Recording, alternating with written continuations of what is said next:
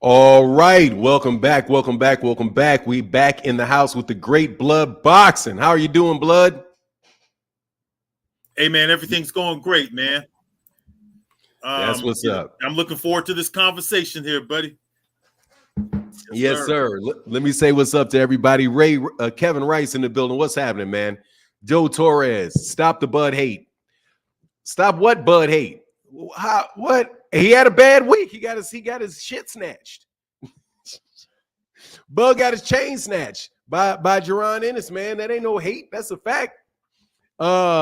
Edwin Vogt and his boy got it, and his boy snoozed out an entire stadium. Team Bud ain't look Team Bud looking bad, dog. Team Bud looking bad. What's going on? I'm just joking though. Edwin Vogt, what's happening with you, man? Gilbert Jimenez in the building. Dark Truth. Mr. Idris, how are you, Akeem? Theodore Mays, what's going on, man? Timothy Stoudemire, what's going on? Man, Timothy Stoudemire be having heat for me, dog. Whenever he actually gets on the channel, it'd be a straight up fight. But in the comment section, me and him are best of friends. What's going on, Ray Smith? Mike Kirkland in the building. What's happening, man? Frederick Meadows, Kevin Rice. What interview with Bob? No, I didn't. Did he say something about not re-signing Shakur? Because you know he ain't trying to re-sign nobody, Shakur, bro. What's going on, Richard Pear? Shout out to the Caribbean, man. Good morning to you, man. T. Wells, what's up, man? Hope your business is doing well, T. Wells. Hope them contracts are doing well. Fanon, stop entertaining these clowns on here, man. If I don't entertain the clowns, I don't have a channel. I got to entertain them. That's part of the job, is to entertain the clowns. Ray RJ Marr in the building. The dude named Dave. What's going on, man? Let me shout out to everybody. So, Fanon, just dog, let me ride a young man. Hey, I appreciate your help. But let me handle this. Trust me, there's a method behind the madness. There's a method to the madness. There is a method to the madness. So, Blood, what's good, man? Hey, man, everything's going good, man. I see how you titled the show here, man. You said that Terence Crawford had a bad week, so I can't wait to hear your take on that. His buddy got whooped up. That don't got to do with Terence Crawford, though. I don't know, man. I can find a way for it to have something to do with him. He blamed Terence. You hear him say it? He said, I can't be in the gym all the time. I can't be because my body breaks down. That's an excuse he used for himself. That's an excuse that I'm going to use to put on Terence, bro. How come that's that Bud example, bro? But see, Shakur be fighting 2 times a year. Dude be taking longer break. I know it ain't his issue. Really, what I did was I was still harking back on the fact that he got stripped. And the fact that he was talking to Jerron Ennis, and Jerron Ennis called him out and said, "Hey, man, if you want your belt, come get it." And Jerron ain't say nothing. To me, he needed that man. Got that man's belt, called that man out, and Buzz silent on it, man. No, man, I don't think he needs that IBF belt, man. Just like I said with a few months back, right on this show, that he don't need that belt, man. I still feel the same way about it for now. He's already got that undisputed status. He listened to the show. He heard what I said, and he went with that, and that's what happened. He got that former undisputed status, which is what he already had. But former goes down by the way, though, see, here's the thing, man. See, this is where I disagree with you. Okay. He never walked into a ring it never has walked into a ring undisputed. Well, you know what? When I look at you gotta be the champ, bro. I'm still alive. They're still going to have him classified as an undisputed champion, man. 30 years from now, there's going to be 15 sanctioning bodies, and we're going to be in the 99 belt era. I hope that don't happen. You know it's going to happen because, dude, they're not counting they're not running around talking about how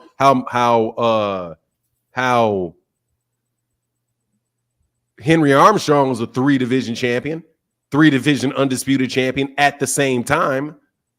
Bud's not giving Henry Armstrong his respect when he says he wants to be the first person to be a 3-time undisputed champion. When you got a featherweight that held all 3 at the same time, won them all in the same year. That has a lot to do with the lack of knowledge coming from the fight fans of 2023. Brother, there's Writers, they don't have the knowledge. There's a lot of lack of knowledge. I wish Curtis Anderson was still here with us because he'll be on the show with us this morning, and this would be he'll reinforce what I'm saying. Rest in peace. Rest in peace to the great Curtis Anderson, but he can't save you. You know damn well what I'm talking about is real. There's a lot of people who don't know stuff about. Matter of fact, Terence Crawford says something about Jaron Ennis that wasn't true, and he's a current reigning champion. He said that Jaron Ennis is carrying 3 versions of the same belt. I heard him that say wasn't true.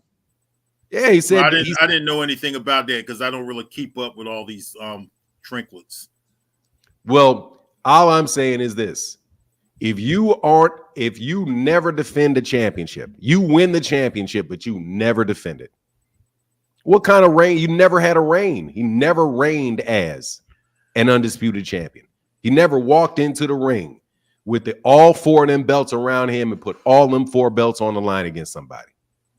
He's never done it. A lot of these new undisputed. I mean, the same thing happened with Usyk. Yeah, he did. Usyk defended that undisputed against one time, but it's not really no valid reign, one defense.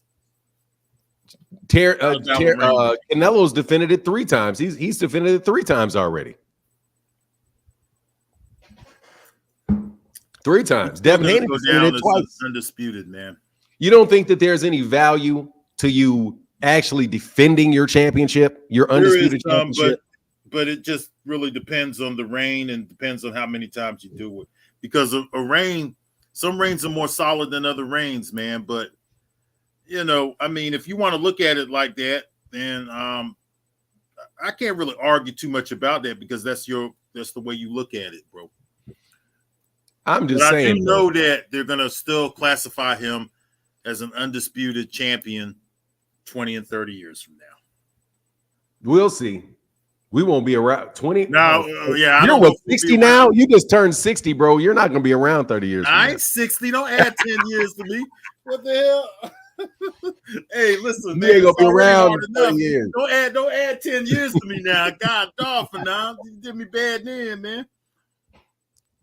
But seriously though, man, let's as far as the Jaron Ennis Terence Crawford fight, I think that fight need to happen, bro.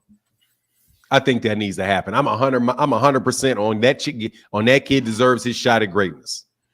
He deserves his shot. Happen, Fanon, but it's not a fight that Terence Crawford needs. I always think that his best option is to become a triple champ. It's always going to be the same for me. I'm always going to feel like that's a better accomplishment. Yeah, but what about the division? What about the division itself? Me personally, I think that's Terence Crawford. I think I understand about the welterweight division. Go ahead. I'm sorry. I think you should move up out the welterweight division, go to 154, try to become a triple champion because we've only ever had 5 undisputed triple champions in history. So I think it would be better to be in that kind of a company than to win some fight over bouts Ennis. I mean, he'll be in company with Bob Fitzsimmons, Tony Canzoneri, Barney Ross, Henry Armstrong, and Emil Griffith, which is good company to be in for his legacy. Bro, Terence Crawford couldn't tell you who 2 of those 5 people are, bro. It doesn't really matter because a lot of these fighters today don't know a lot about the history. I mean, Shakur Stevenson says something about Tyson Fury would beat Ali and then retracted his statements on that because they don't really know anything about the history of the sport. But back to the facts, man. Bob Fitzsimmons, Tony Canzoneri, Barney Ross, Henry Armstrong, and Emil Griffith. And like you said, Henry Armstrong was holding belts simultaneously and stuff like that. But to be in that kind of company, I'm going to take a historian's approach. So I'm always going to think differently on it. I'm not no big fan to none of these guys. And I'll get into that while we're talking on the show today. I respect that. I do. I just don't think that I can't live for 30 years from now. And I think that people put too much focus on what Terence Crawford should do instead of what should happen. Because everybody has their own individual reasons that they should do something. But boxing is not, Terence Crawford is not the president of boxing. So yes, it may make more sense for him to do a particular thing. but that's looking at it from the point of view about what's best for him.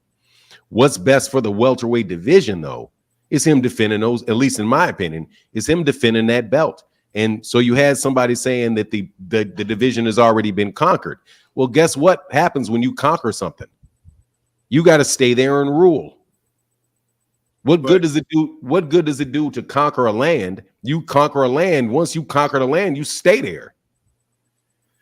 He is getting a little older, Fanon. He's 36 years old, and we put on weight as we get older. We put on weight. He might not be a welterweight anymore. Hey man, that goes. I heard he was struggling making welterweight himself. That goes into the category of his problem, not Boots's, not Boots. Boots right now got a stigma on his championship because Terence won't fight him. Not just not available to fight him, won't fight him. Saying he won't fight him. He's got a stigma on him because of that. Well, you know what? He could make that all right by fighting all his peers and fighting guys like Ennis. Just ruling the division. He doesn't need Terence Crawford, bro. Dude, they will Boots doesn't need Terence Crawford. They will, but he may not need him, but he don't need him. But to beat him means a lot. To be able to have the opportunity to fight, he didn't get the opportunity to fight for his belt, to fight for the belt that he has. Looking for somebody's what I think is good for boxing. Dude, that young man right there has got everything that you need to really bring a lot of eyes and bring a lot of attention to boxing. Because, like, take for example, as we talk about like Shakur Stevenson. Shakur Stevenson, I think, very well may be the best lightweight. Maybe him and Gervonta Davis, one of the two. Yeah, I could agree with that. Yeah, but the style of Shakur Stevenson just stunk up a gym. He won the fight, but he stunk the gym up, right? Yeah, so you have a bunch of people looking at what's going on. What's going on, Kirk Jones? So you got a lot of people looking at him like, man, wow, that was a terrible fight. Bob Arum is probably, I'm telling you, man, Bob Arum probably gonna do his ass like Rigondeaux.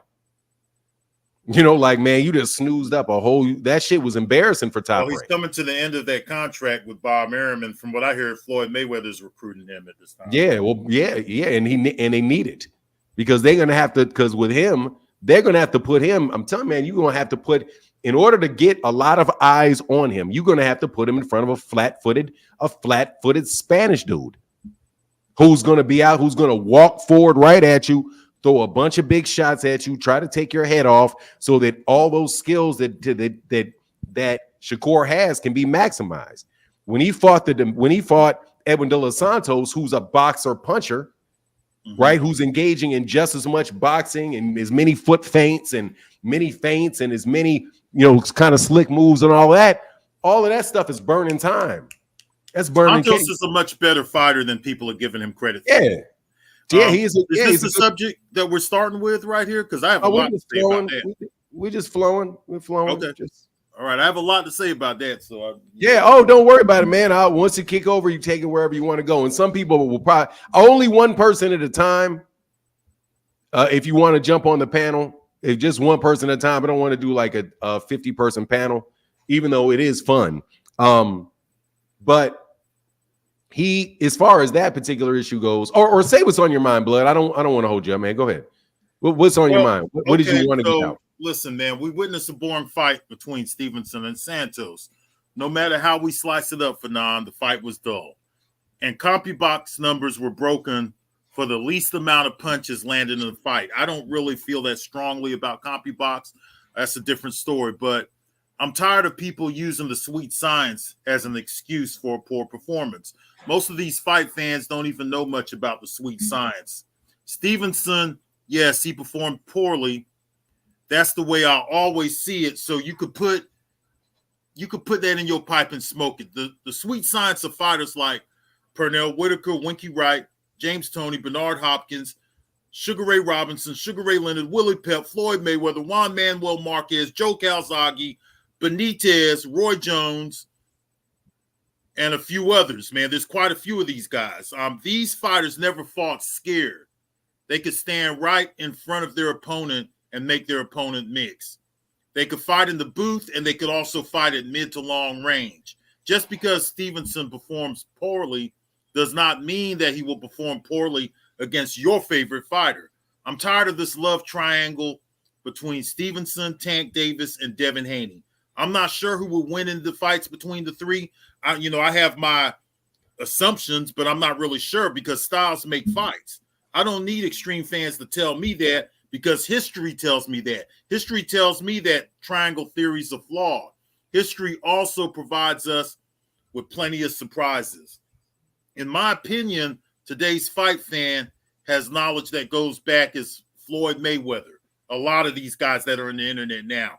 That's why they always use Mayweather examples. The internet boxing fan base are some of the most stupid fans I've ever seen discussing boxing in the comments, making some of the dumbest comments around. Because Stevenson had a bad performance, now all of a sudden Devin Haney and Tank Davis would defeat Stevenson. I don't see anything great about Devin Haney or Tank Davis at this time because their resumes fall short on a historical level. I've been watching boxing for 40 plus years. I've seen a lot of hype jobs receive undeserved legacy credit. I understand that the eye test is utilized because I too utilize the eye test, but I have seen many fighters fall short of the eye test, and I'm definitely not going to trust the eyes of some of these newer fight fans, the ones who always use Mayweather examples and all of that kind of stuff. In my opinion, Tank Davis is the best of the three. This is just my opinion now. My opinion will never change until I see them fight. I also believe that Shakur Stevenson would beat Devin Haney. That's my belief on it. In fact, I'm not sure how Tank Davis would do against Santos. I'm not sure how Haney would match up against Santos.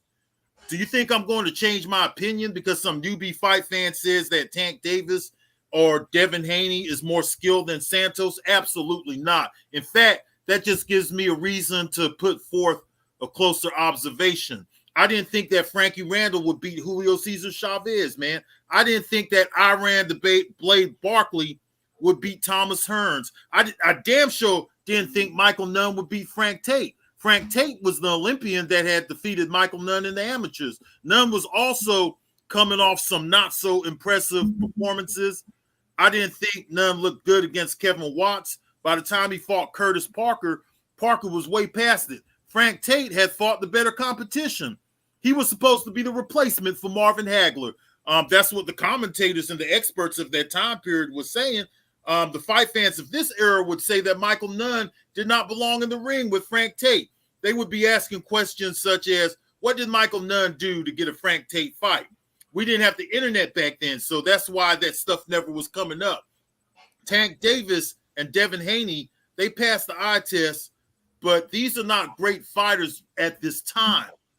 What potential Hall of Famers have they defeated to stand on their claim? Maybe you could say Lomachenko for Devin Haney, but Lomachenko was an older fighter, and it was a controversial fight. A controversial victory over Lomachenko at this stage is just not enough to get you into the Hall of Fame and all of that kind of stuff. I don't want to hear that any of them are future Hall of Famers anyway, because ain't none of us got no vote. I don't want to hear none of them. I don't want to hear no Heymanomics and all of that kind of stuff. Also, let me say this. So this is the last thing I'm going to say about this until, we get more into the discussion. Let it all out, dog. Let it all out. Okay. Let me say this. I think Haney should stay at super lightweight, man, and try to become a two-time undisputed world champion. I'm a historian, and I know what is better for his legacy than a fight with Tank Davis. Tank Davis is just a fighter that has extreme fight fans. Extreme fight fans don't get you into the history books. Accomplishments do. Haney's best legacy achievement would be to become a 3-time or 4-time undisputed world champion. I don't think he's capable of it. I'm going to be real with you.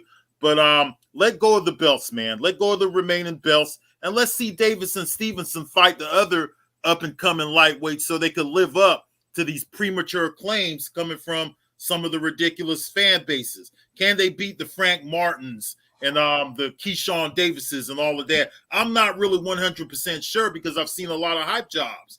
Fight fans don't know anything about who's an ATG and how to define a legacy when they don't know nothing about the past fighters. And you've even said this yourself, Fanon.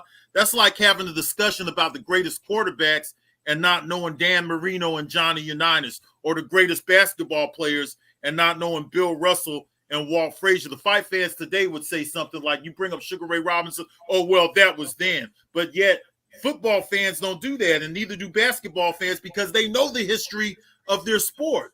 So how can you tell me what Tank Davis and Devin Haney has to do to define their legacies when you don't know Curtis Coates, Jose Napoles, Henry Armstrong, Donald Curry, Julio Cesar Chavez, even Jack Britton and Barney Ross, Ike Williams, Bo Jack, Bob Montgomery, and all them guys, right? Unless you know all of them guys and you know at least that they were their presence and have an idea of who they are, you can't tell me nothing about what Shakur Stevenson has to do or Devin Haney has to do to define their legacy and all of that. I don't want to hear it. I take a historian's approach. I don't want to hear it from no newbie fans. You have to know somebody from every fucking era, right? As far as Devin Haney, that shit that he was talking about to all right, let's slow it up a little bit. You don't mind. Let me slow it up a little bit. Because I just want to, because we on like 4 or 5 issues now. But like, here's my thing. Okay. Because I participate in history. I know a fair about the history of boxing. I know you do. A fair amount, right? I don't liken myself unto the greats, you know, and I know the people that really, really know that shit.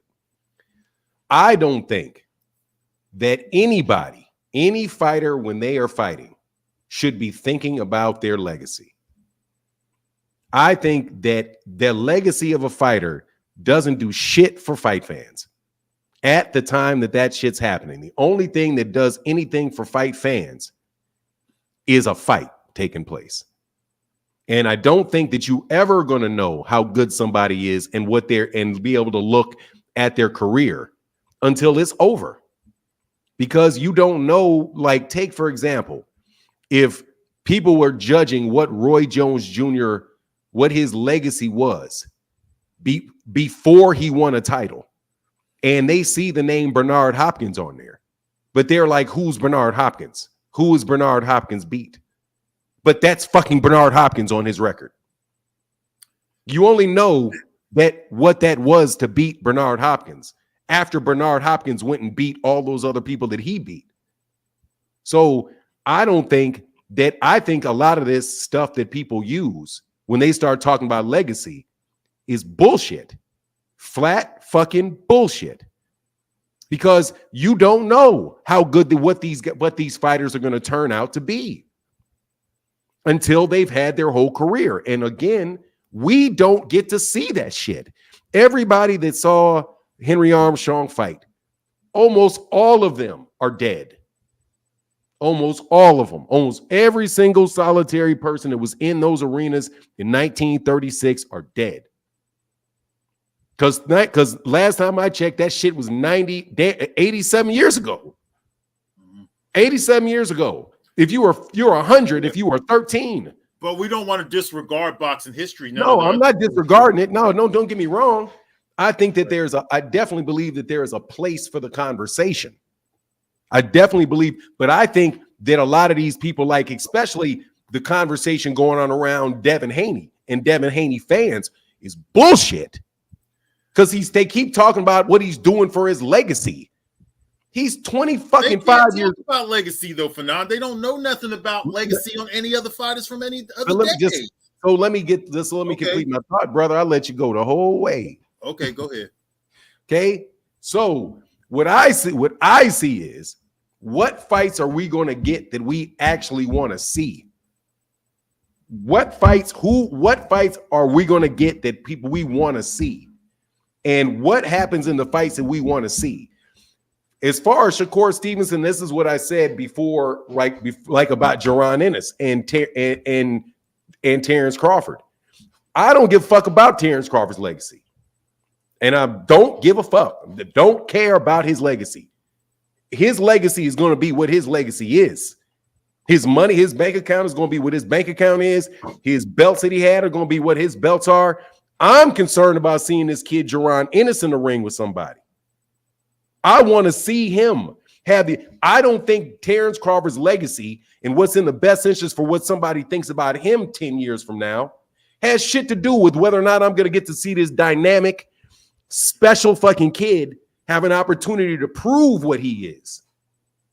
And I don't think that it is. I think boxing fans hide behind the excuse of what's good for Terence Crawford and not think about what's good for the crowd of people that are trying to see these boxing matches. Jaron Ennis, when you compare Jaron, I see you, AVB, I'm going to let you on. When you see Jaron Ennis and you see Shakur Stevenson, right? Jaron Ennis had a piss poor, Shakur had a piss poor fucking performance for what people expect from him. Jaron Ennis is not that type of fighter. He is not snoozing that shit out. The only way, matter of fact, he's a dude that could snooze it out, but the only unentertaining fight he had was somebody else snoozing that shit out. And Kukadajian running around the ring. But other than that, Jaron Ennis is coming right at you. And this is a kid that people are actively trying to prevent from being able to get on the big stage where he can present and give all of us fans an opportunity to see what this man can do. And I say, let Terence fight him. If Terence is every fucking thing everybody says Terence Crawford is, then let him whoop that young boy's ass. Let me see that. Let me see it. Let me see him whoop his ass. I don't want to hear this dumb shit about, well, what has he done? Who has he fought? Where has he gone? What has he done? I haven't seen him do this. I haven't seen. Fuck what you've seen. You ain't never seen nobody beat that kid not a single solitary round in his whole fucking career. And he got 30 fucking fights. How many people have you seen that have never lost a fucking round in 30 fucking fights with 28 knockouts? Everything people say and praise Terence Crawford for, you get out of Jaron Ennis. He switches stances. He's a knockout puncher. He's somebody that's engaging. He's got technical skills. He does all that shit that everybody says Terence Crawford does well. He does that shit well too. So when is he going to get his opportunity to see whether or not this is a situation where Dr. J is claiming to be Michael Jordan? See, in basketball, you don't got a fucking choice. Dr. J is the best basketball player. He's done. Oh, there's this kid, Michael Jordan. They didn't have a choice but to let Michael Jordan on the floor. Y'all trying to keep these dudes trying to keep Jaron Ennis the fuck off the floor by saying, well, it's the legacy. It's Terence Crawford's legacy. Fuck Terence Crawford's legacy. Terence Crawford don't care about nobody else's legacy. He don't care about Jaron's legacy. What about him? What about his opportunity? He earned it. And then Bud's giving speeches like, I know he didn't want to earn it that way. Yeah, how about you do this then? I'll fight you. When I get done with this, I'll fight you. That's all Bud got to say. I'll fight you. And then whoop him. And then we know. But then what's going to happen with Bud? What's going to happen with Jaron? We got more months and months and months and months and months of hearing this bullshit. Oh, he's only fighting flat-footed Mexicans. Oh, he's only fighting this guy. Oh, who is this guy? Oh, who is that guy? And then you never get to see what this dude is because, hey, well, all these other guys retired and didn't want to fight him. That's the same shit that was happening to Terence Errol Spence early in his career, where Keith Thurman wouldn't fight him. Sean Porter was bullshitting about fighting him. Danny Garcia was bullshitting about fighting him. Kell Brook wouldn't have fought him. Eddie Hearn didn't want Kell Brook to fight him, but Kell Brook said fuck it and fought him. So now, man, I think that there's got to be a balance between what's in the best interest of Terence Crawford.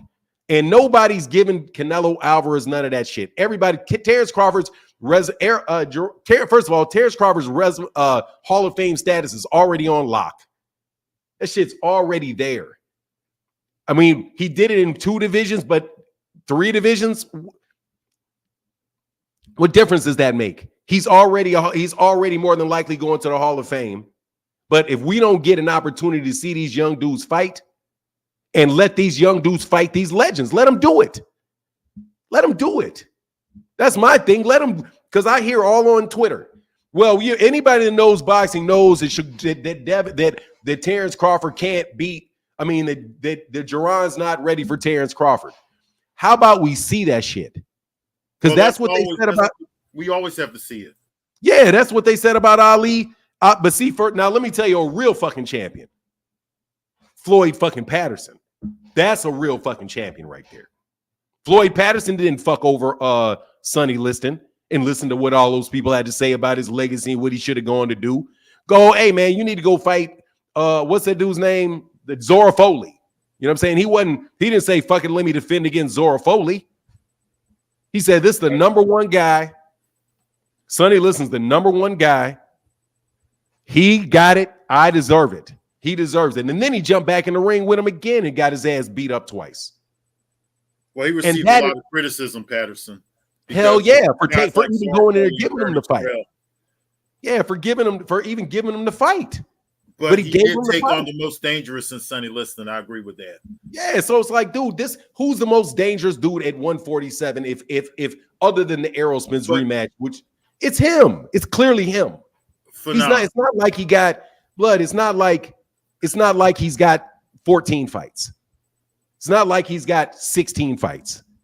It's not even like he's got 22 fights. He's got 30 fights. 30. With 28 knockouts. 30 fights. He's a 10-year pro, bro. He's 10 years. He's not. People talk about Jaron like Jaron just turned pro. He didn't. Jaron is a straight up. I think he turned pro in 2016. Like 2015, 2006. Matter of fact, I know he turned not 10-year pro. He turned pro in 2016. It's 2023, and the kid got 30 fights and 28 knockouts. It's time to fucking fight the kid. Nobody should have to wait that long. Terence Crawford said, well, I know what it's like to be on the other side of the stick. No, he doesn't. He got a fight. He got a championship fight in his 22nd fight against Ricky Burns. His 22nd fight.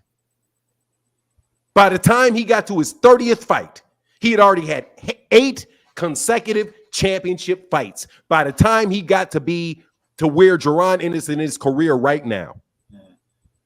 It's not fair. I'm telling you, Jaron Ennis is not some newbie kid. He got more fights than Devin Haney. He got more fights than Shakur Stevenson. He's got more fights than Errol Spence. The kid got more fights than Errol Spence. The problem is, man. I'm telling you. I can tell you. What'd you say? I can tell you what the problem is with that whole thing. With the fans. Because I've been in the environment since social media began, and I'm telling you, Floyd Mayweather conditioned the new fight fans' minds into speaking on legacy with his own ATG claims. Things like, I beat 25 world champions. What has this fighter done to get a fight with Floyd Mayweather, to be in the Floyd Mayweather sweepstakes and all that kind of stuff. Mayweather also didn't care about the legacy claims unless he was the one who was making them. He didn't fight a handful of fighters. He didn't fight Sean Porter, Kell Brook, Keith Thurman, Eris Landy Lohr, Paul Williams, Joshua Clottey. There's a lot of fighters that he did not fight, and he didn't really care what the fans thought. And Terence Crawford is now, and I complained about that way back then. Yeah, you did. I had a problem with it. You did. I listened. You did. You're very consistent, bro. So it's pretty much the same situation. So for me to say that I don't want him to fight, our boy Boots Ennis would be ridiculous, because I made the same. I had the same hang up with Floyd Mayweather, even when he was around 35 and 36. But at the same time, I don't really think that he's gonna fight Boots Ennis, man. I just think it's too risky of a fight for him when he's already made his statement as far as being a future Hall of Famer and things like that. If he makes it into the Hall of Fame, I'm sure he will, because of he can't be denied pretty much at this time. But I don't think he's going to fight him, man, because it's a risky fight. Just like Mayweather did fight with the younger guys when he was 36. The only way I think that fight takes place is if Terence Crawford got that itch, and he can't scratch that itch. That's the only way. That's the only way that happens. Hey, but let me get AVB real quick. AVB, what's going on, brother? How you doing, Fanon? Man, I'm doing well, brother. How are you? I'm good, man. It's Avi B. I'm sorry, brother. I'm sorry. Real name Avon, but I'm from Baltimore. Avon So Parksdale in this bitch. that's right, Avon Bellamy. And I just want to say that's a bias. So let's get that off the table right now. Of course, the city of Joe Gann, the city of Tank Javante Davis. So we're gonna put that on the table. But I'm not a blind fan of any boxer. I've been a fan of boxing since '71. The first time I got to see a boxing match was on my father's lap. Ali Frazier, number one. And I felt that energy and still remember being in that room with those young men who were pulling for Ali, watching him lose, and then come back and show you what a real champion is. So I'm listening to this conversation and my brother Blood talking about history. And one of the things I've been noticing after watching boxing, because I think we're men of a certain age. I'll be 56 in January, and watching boxing and how it's evolved over the years, how we've gone from things like same day weigh-ins to, the things that we're watching now with people saying that people are being weight drained and all this other stuff. And I'm watching it and I'm saying none of this really fits into the spirit of what I remember boxing to be as a younger man, watching people who were there not only to make the money, because they were there to make the money, but also to prove themselves to be the best. So they would invite fights with um, the younger lions coming up. So when you talk about the legacy of an Ali who fought everybody, when you talk about even the people who have lost but still went on, like a Sugar Ray and all of that, they fought everybody that was around them that anybody was saying they could not beat because they wanted to prove something, as well as set the standard for who they were and what boxing was. But I don't think that at that time people were thinking like they think now as far as legacy. This word legacy bothers me because it's this idea that uh, I'm carefully curating who I'm fighting so that my legacy doesn't get damaged. But in the end, you're really damaging your legacy because at, your legacy doesn't get determined until the end of your career, not during it. So all of that talk that Blood was saying, I really appreciated a lot of it just because of the fact that this idea of who have you fought and what does that entail and whether that determines whether you should get a fight or whether you should be able to show who you are or pass the test that's set before you. If all of those things had been happening back then, we wouldn't have an Ali because he would have never fought listed. He would have, you understand? So Yeah. I'm just concerned now listening to people when they say things like, well, who Shakur fought? He's new to the 135 or who's Tank fought? And I'm looking at the people Tank fought, and I'm saying those people are doing pretty well now since fighting them. And isn't that what legacy's all about? Like you find out whether somebody had really good competition based on what the competition does down the line, don't you? Yes. Yes, You know what sir. I'm saying? So Yeah. so when if I knock you out and then you go on and have a Hall of Fame career, then I've now you've proven that I'm a great fighter because I was able to knock someone out or win a hard fought fight over someone who turns out to be a world beater. Like you were mentioning Hopkins. And nobody knew really who Hopkins was when he fought Roy Jones, but he gave Roy Jones all he could handle in that first fight. And then you found out who Hopkins was, and now you're like, oh, Roy really was great. But you could tell Roy was great on sight if you saw and understood what you were looking at. And I feel the same way when I'm looking at people like Shakur, like Javante. I know talent when I see it. We all know talent when we see it. We know what Javon Boots Ennis is. It's not a mystery. It only becomes a mystery when people don't want those people to fight the people that they've made their fate. Now suddenly we don't know whether this guy's good or not. His competition was never good enough or whatever. But if the guy wasn't as good as he was, you wouldn't even be talking about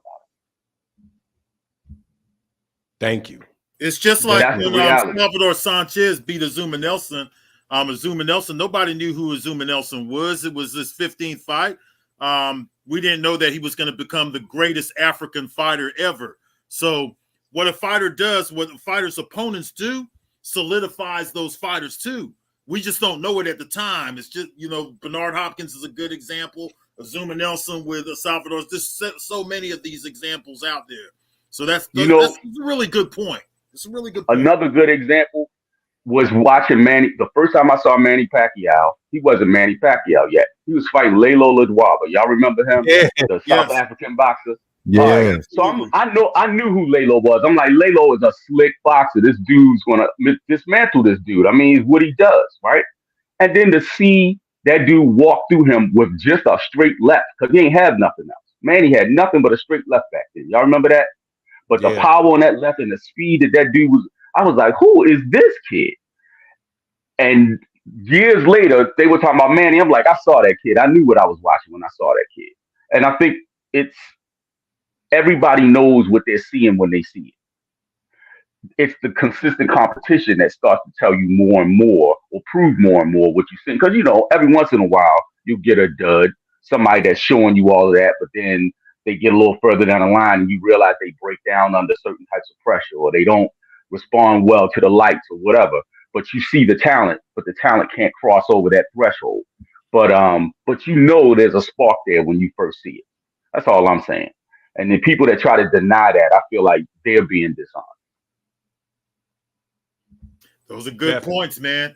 Also appreciate you for bringing up Joe Gans, the legendary lightweight from the turn of the century, man. He went through those problems with the police and the white audiences he had to fight in front of and stuff.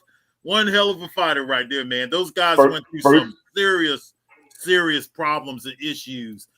Being people stoning them when they were walking to the ring. In between the rounds, he's getting hit by people who are ringside and all kind of stuff. Man, big up to Joe Gans, man.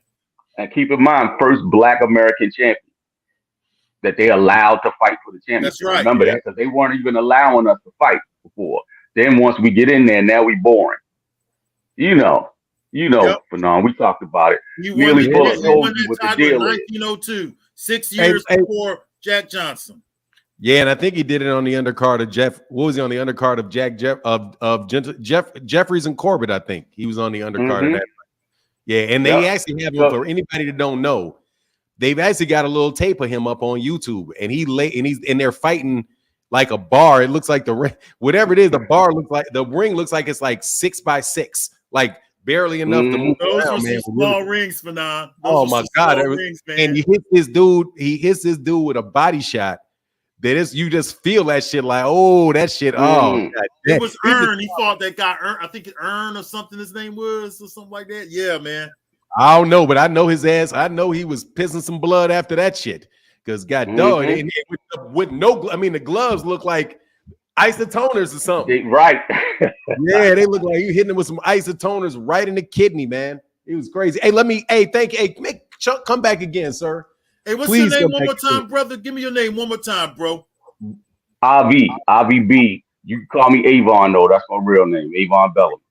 Okay. Avon. Got that, brother. Appreciate got you, that. Man. And thank you, bro. Come back again, Avon, man. Appreciate you. Hey, by the way, look, man, he said he's 56, not 66. You said 56, right? Because I'm about to 56. Say, yeah, I'm doing something real wrong in my life if you 66. Because you was 1 year older than me. 56. You gonna be 56? I'll be 55. 56. I'll be 55 my next birthday. Hey, 87 boy. I see you. You got out in 87? Right. Yeah. That's right. 87. I know you, boy. I know you. Yeah. All right, look.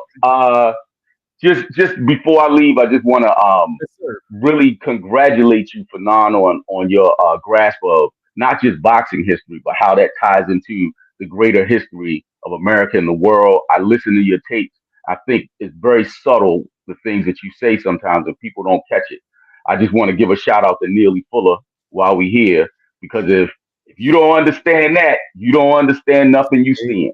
That's all I got to say. Everything else. Bless y'all this Sunday. That's right. Bless y'all this Sunday. I love you. All right, brother. Get back, man.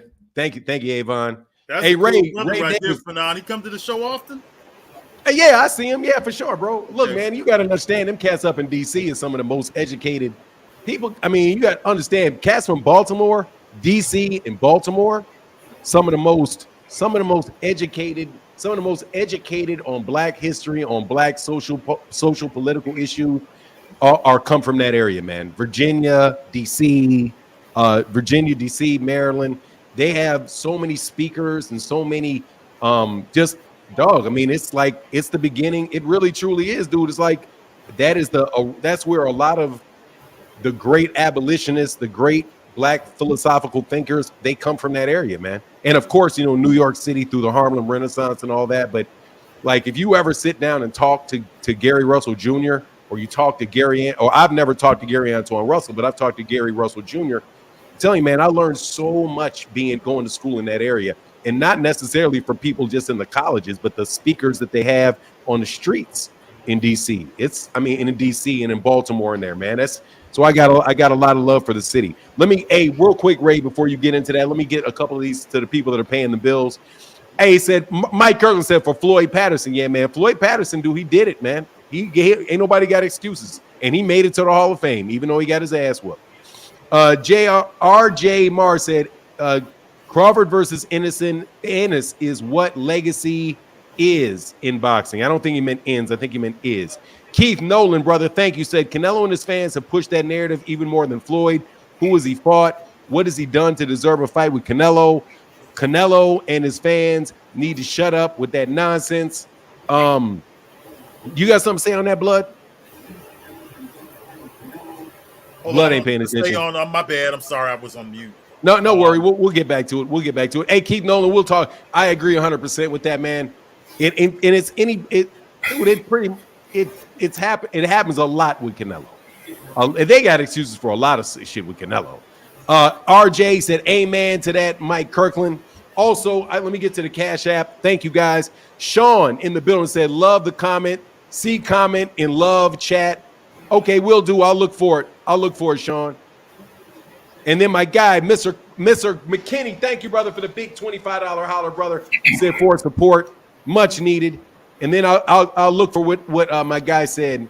So go ahead, man. What's on your mind, Ray? Oh, I like what Blood came in with, especially about the description of what a legend is. I'm not gonna call it a legacy because you got to be a legend to make a legacy.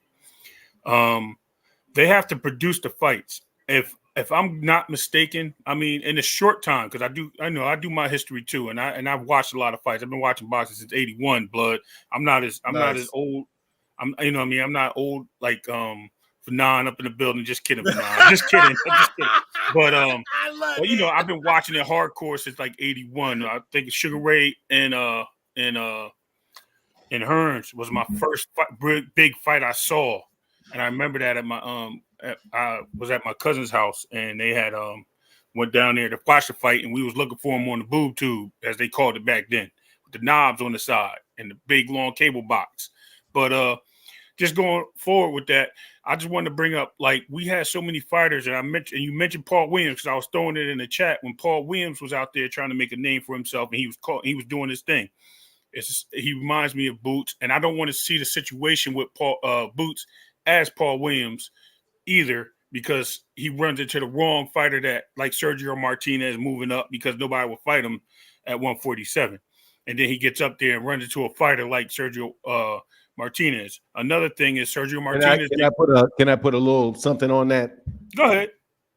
He ran into that cheating ass Antonio Margarito is who he ran into. Yeah.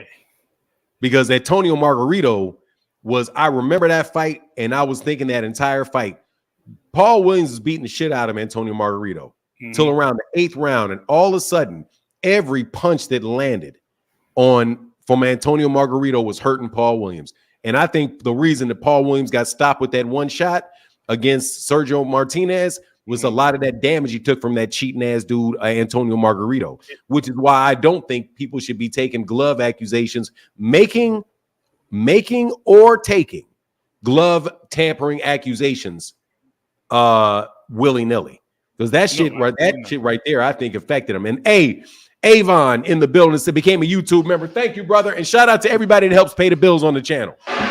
Go ahead. Yeah, so I wanted to cook on that too. So and that was a 1-2 battle. Now, what I do also remember is These guys all made legacies for themselves because not only did Sergio Martinez, and I'm going to leave Paul Williams out of this at this point, Sergio Martinez was then at that point trying to get the fight with Canelo at 154, and that never happened. He ended up fighting, I'm not mistaken, I think he fought Miguel Cotto, and Cotto beat the brakes off him too. So Cotto, who went through the trenches and had some losses with Margarito as well, went up there and then took that strap. So Cotto's a legend, so it doesn't matter about his losses. So that era was all about, and just that's just a short period of time for people that are young in this day and age. Those fighters were fighting each other, and they didn't care about their losses.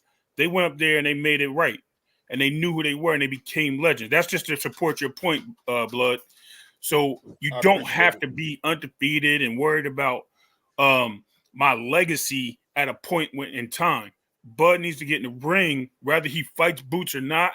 We don't need to see Boots fighting somebody at 154, 160 because nobody at 147 is giving them the business. And then he turns around and loses a fight to somebody at a higher weight class when he has the opportunity to show what he can do at the weight he wants to be at.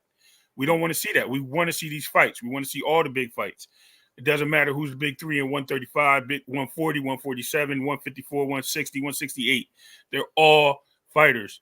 All those guys in the top 10 need to be roughing it up with each other. It's called elimination. You don't need to have 4 titles, first of all, and they should all be fighting just for who they want to be. There's not payday helps. They're prize fighters, but they need to fight to show who's king of the hill in each division. And as they move up, let them move up and then fight. And I agree with you, Blood. Devin dropped the belts. No need to hold on to him. I'm done hearing about it. You're not coming back down. We all know this. And if you do, you're just going to embarrass yourself at that point. Let's just get all these great fights happening. And I just want to support the channel for now with always the shout outs and wish you well and everything in your endeavors. And everybody else in there, peace. I'm dropping off, bro. Yeah, it's mighty nice of you, brother. That's mighty nice when you call me old. He did call you old. He slipped that in, but he made some really good points throughout. Oh, absolutely. No doubt about it. No doubt about it. So.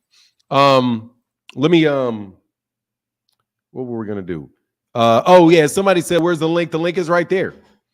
Don't Bud have a mandatory rematch with Spence, says Tough Money. That doesn't matter. So what? We're talking about if he gets past that fight.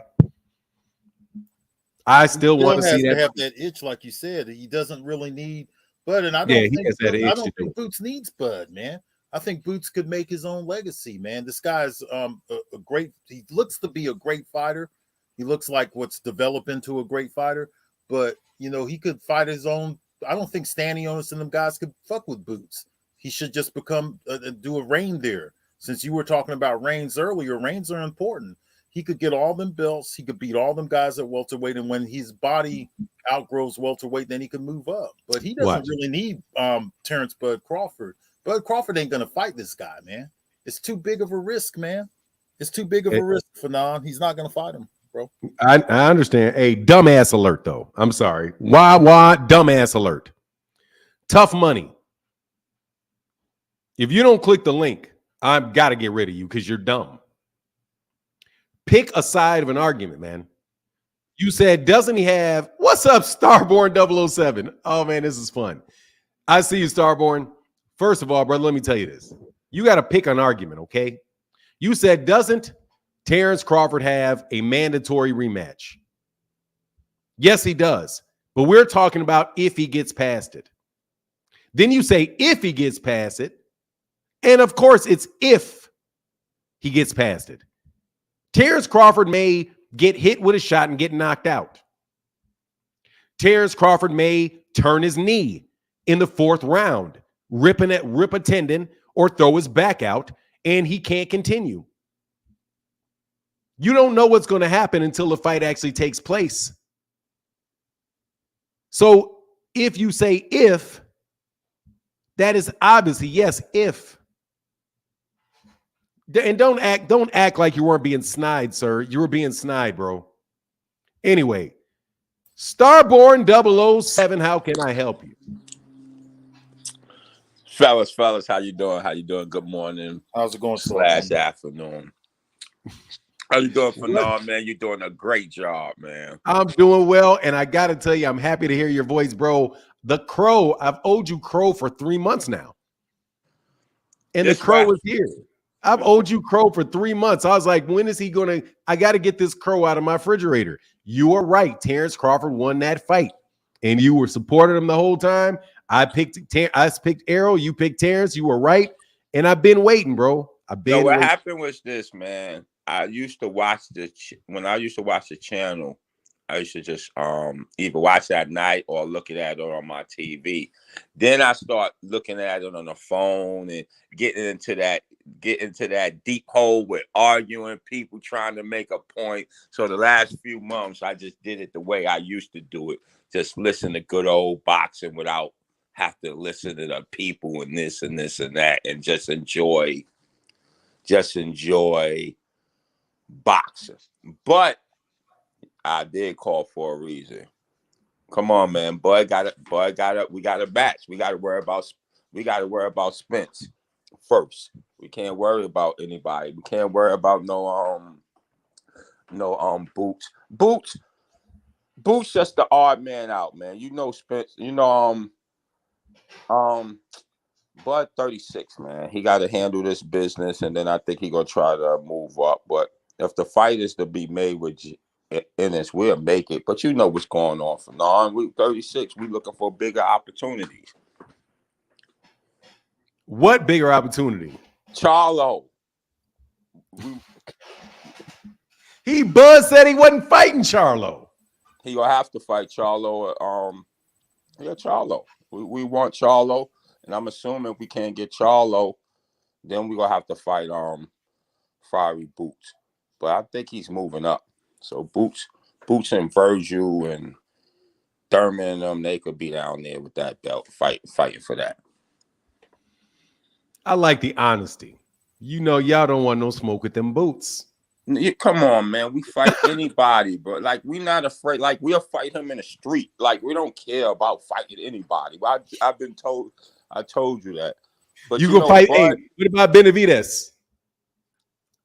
Big David. Ooh, that's a big one right there. He's a big one. We'll fight Canelo, though. But, dog, what about Benavidez? Which one? David? David Benavidez. We'll fight David. He got them belts. Phenom, you're moving him up into another division. He's at 154. Yeah. That's the same division as Canelo. He said he wanted to go to Canelo. That is who he needs to focus on. Bud said he wanted to go to 168 to get Canelo. Okay, well, he wants to go to get Canelo, not Benavidez. What's wrong? It's the same. He's selective in who he's going to pick, just like Roy Jones was when he moved up to heavyweight. He said, listen, I'm not going to fight Lennox Lewis, but I'll damn sure fight Ruiz. Right, so he's at that point, man. He's an older fighter. He's looking for same J. Andre Ward said he would have fought Joshua, but not Wilder. I'll take. I know. I'm just playing devil's advocate. There you go, brother. There you go. I know that's right. You know what, Phenom? I think you should reserve your criticism. Now, listen. After he gets done with Spence, if he fights any other welterweight after he fights Spence, then I'm gonna be on board with you. Until that happens, I don't have nothing to say. Because I think he should drop those belts and just move into 154. Now, if he goes back down after Spence and he fights some David Avanesian type guy or something like that, now we got a problem. If he stays at welterweight, then I'm expecting him to fight Bouts. See, that's because you guys are truly Bud haters. See, me, I'm looking to see what's right for him now. Because that's what he's going to do. I already know he's going to do that. Did you just call us Bud haters? Whoa. Hold on. Let me tell you how. Let me explain after I read this comment why y'all are truly Bud haters. Avon says, shout out to West Baltimore, Liberty Heights, and Riders, and my East Side cousins, 33 and Greenmount. Good to see Starborn in the chat. Hey, man, please, everybody give some applause to Starborn 007, bro. I am extremely, extremely happy to see Starborn 007 in the chat today. Extremely happy to see him in the chat. We are definitely here, man. Bud is ready for whoever, man. But let me explain though real quick about why I say that. Yeah, please. Because you guys are walking him into a trap. He's not getting Canelo. I'm telling you right now, you ain't getting him. Canelo already said no. And the more likely it is that Canelo thinks he can lose, the less likely it is Canelo going to fight him. Canelo's not giving him an opportunity to make no name off him. Canelo in the same situation that Bud is relative to Jerron. And Bud isn't giving Jerron the opportunity. That's my point exactly. So let me follow this all the way through. Because the same reason that you guys say that Terence Crawford shouldn't fight Jerron, or you're okay with it, I'm not saying you're saying you shouldn't, you just don't think he will, is the same reason that Canelo ain't gonna fight Bud. Because Canelo, his legacy is already, let me finish the thought, and I'll try to be succinct with it. Because his legacy's already set. He's not going to make any more money fighting Bud than he is anybody else. And he's one of these guys, one of the very few dudes in boxing that have already made more money than he'll ever fucking spend.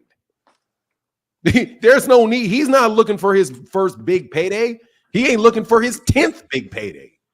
This dude's payday been going on since Floyd.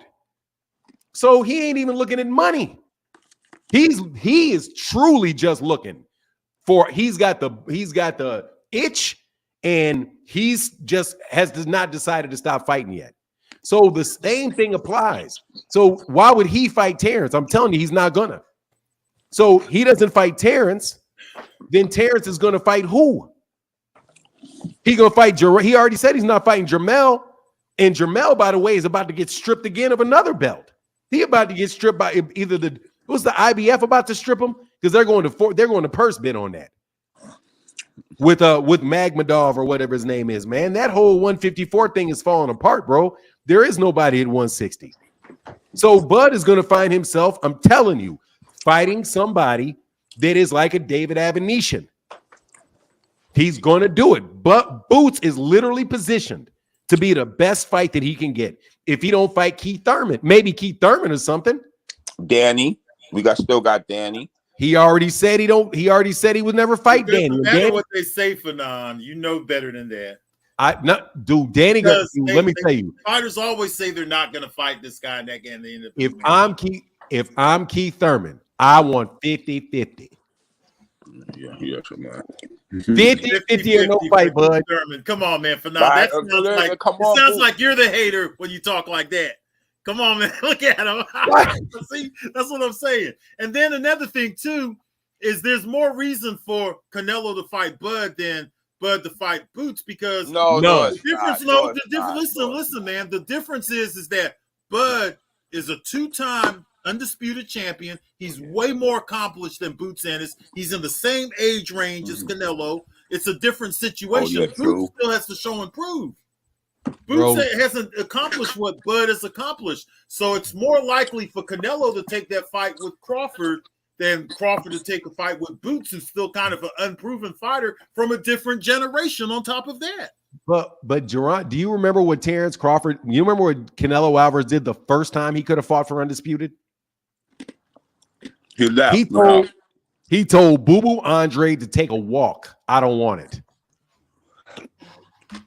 He is very selective with his accolades.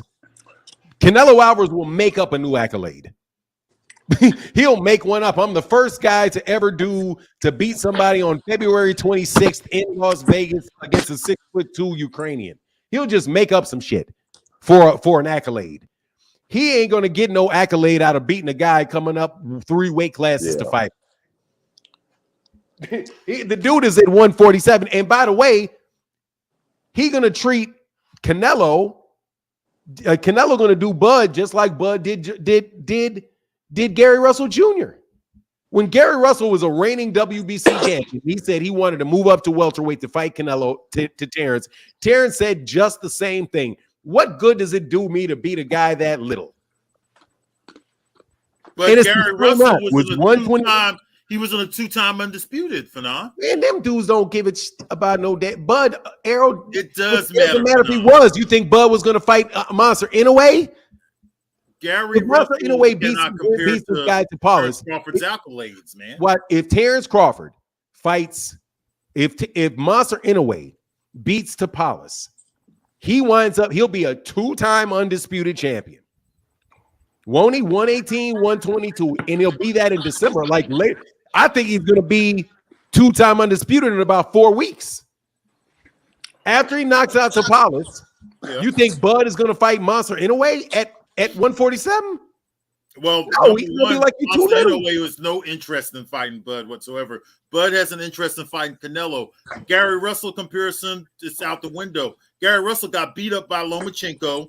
He's not on the same level as Bud Crawford. You switched that up, bro. You switched that up, though. You know you switched that up. I don't think I did. Yes, you did, because you said you switched up the comparison. You said that Terence Crawford ain't got no interest in fighting Monster Inoue. No, he doesn't. So Canelo ain't got no interest in fighting Bud. But Bud ain't got shit to Canelo out. Bud will not have anything. Listen, nothing. Man, Bud wants to fight Canelo. Monster Inoue ain't never said Terence Crawford's name. Will makes no sense because he got some damn sense. Because he got some damn sense. Nah, man, come on. And he knows Bud ain't no money, and he knows that Terence ain't no money, and that's an ass whooping. I won't call you a hater, but you're definitely a harsh critic. You're a harsh. I'm not even criticizing anybody. There's no criticism in this. Man. Where's the criticism? Man, that Monster Inoue thing made no sense. Monster Inoue ain't never said he wanted to move up to welterweight. All right, He's not even a featherweight yet. You got featherweight, you got super featherweight, you got lightweight between them, you got 140 super lightweight between them. You got 4 divisions between him and Terence Crawford. 147, 154, 160, 168. 120, 122, 126, 135, 140, 147 is one weight division difference. Okay, but still, one weight division it's difference. One weight division difference, bro. One weight division difference. Still an extra weight division. Plus, Monster Inoue has no interest whatsoever in fighting any of those guys. And Canelo got no interest in fighting Terence Crawford. So there you go. No, but we're looking at Monster Inoue's interest in comparisons to Terence Crawford. I'm just telling you, Terence Crawford, if Monster Inoue called out Terence Crawford, if it would be I would not expect Terence Crawford to say, yeah, I can't wait. No, why? Because he's too little. Canelo Alvarez would look like Canelo Alvarez. If Canelo Alvarez took a fight with Terence Crawford and not David Benavidez, he's going to look like the biggest duck on the planet. Yeah, absolutely. Not fighting David Benavidez, but fighting a guy 4 weight divisions down from him, man. That looks bad on his legacy, even if he beats him. This is a bad look for Canelo. Why would Canelo do that? Can you explain to me why Canelo would do it? That makes him look bad. He should fight David Benavidez first. Yeah, what did you say? Benavidez makes it through Andre, which that's not even guaranteed. But if he makes it through Andre, then it's Andre. Then it's Andre. Then it's Andre. He needs to fight him then. There's no doubt about it. He needs one more fight in his division against one of those type of fighters before he entertains Terence Crawford. And Terence Crawford need to go beat David Benavidez or David Morrell and be taken seriously. To beat David Morrell and David Benavidez. To be taken seriously. Come on, man. Come on.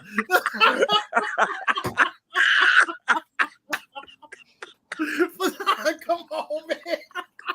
See how that's crazy? Y'all don't want him to go nowhere near David Benavidez and David Morrell. Why not? We take bouts then. We take bouts then.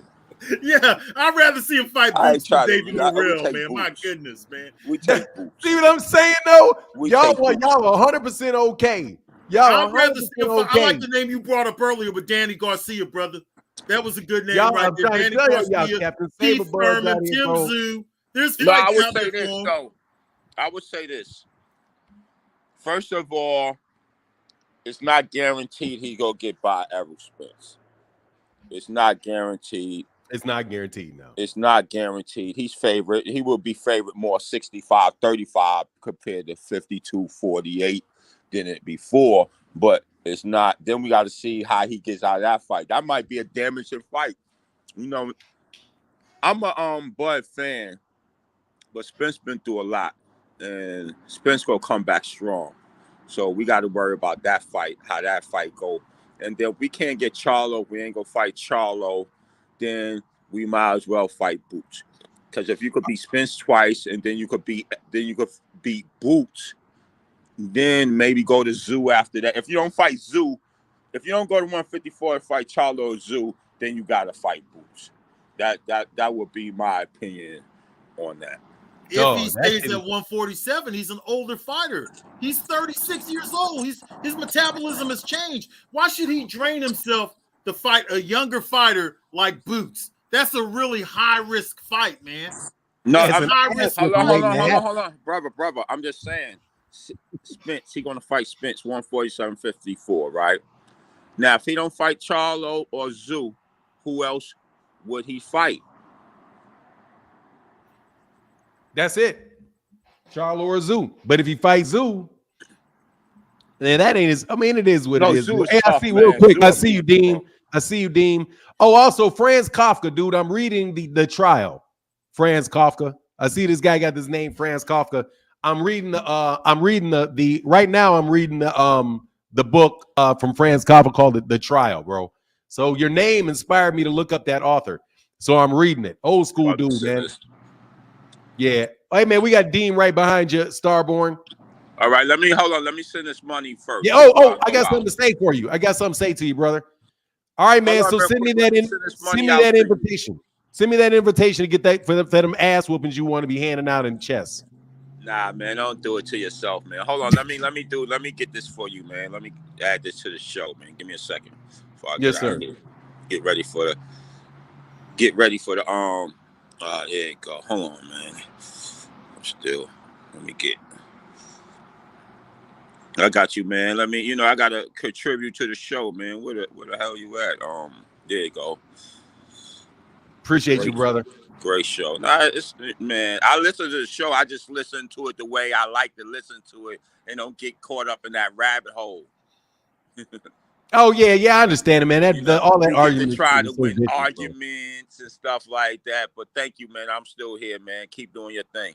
All right, that's what's up. Because I was like, yeah, that's my dude, Starborn. Because I know we got heated a little bit. I was like, man, I would love when you just get on the channel, brother. Nah, because I don't know what I did on Twitter, man. So I know I came in the chat maybe a couple months later. He was like, yo, he did something in a Twitter.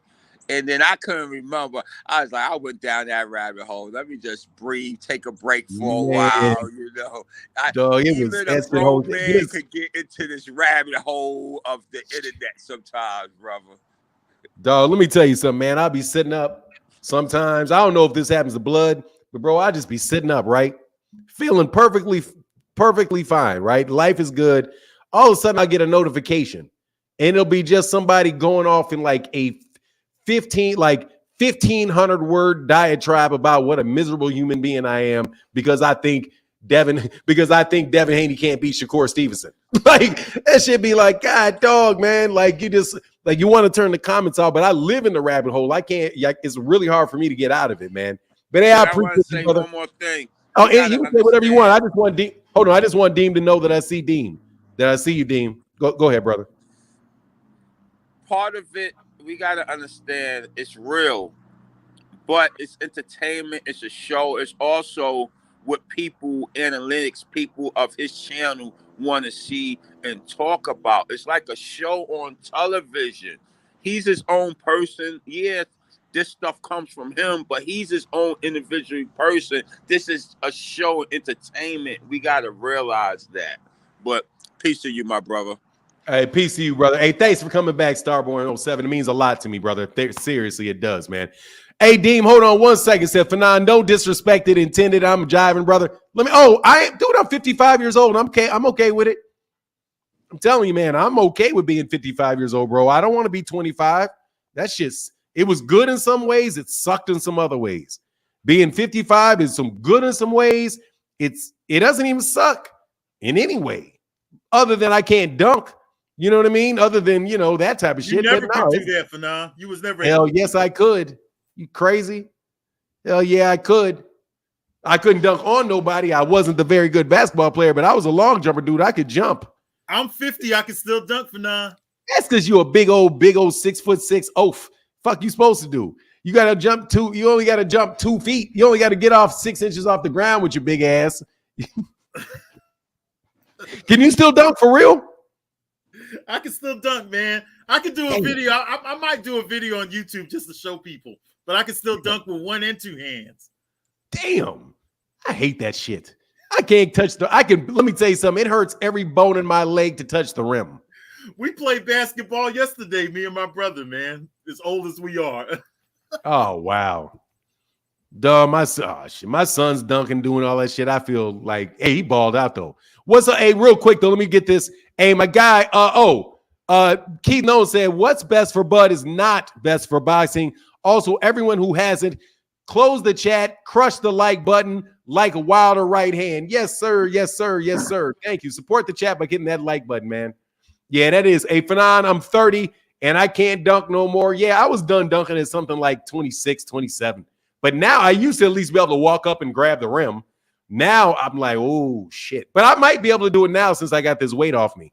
But nah, man, you're a big dude. Big dude that still got, and you're not heavy. So, yeah. But anyway, so what's up, Dean? Hey, man, what's up, big dogs? How y'all doing this morning, man? Y'all okay? What's up, blood? Hey, man, how you doing, my brother?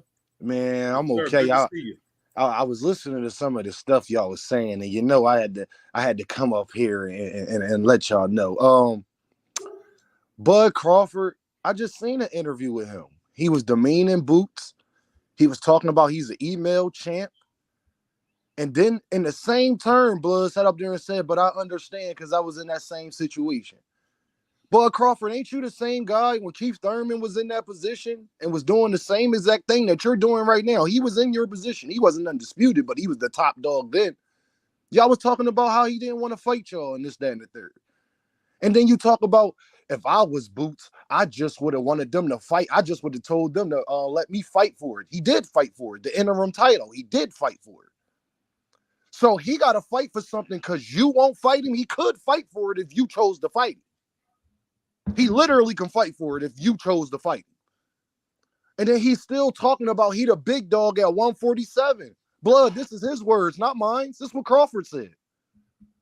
Until I move from the division, I'm that guy. That's what he said.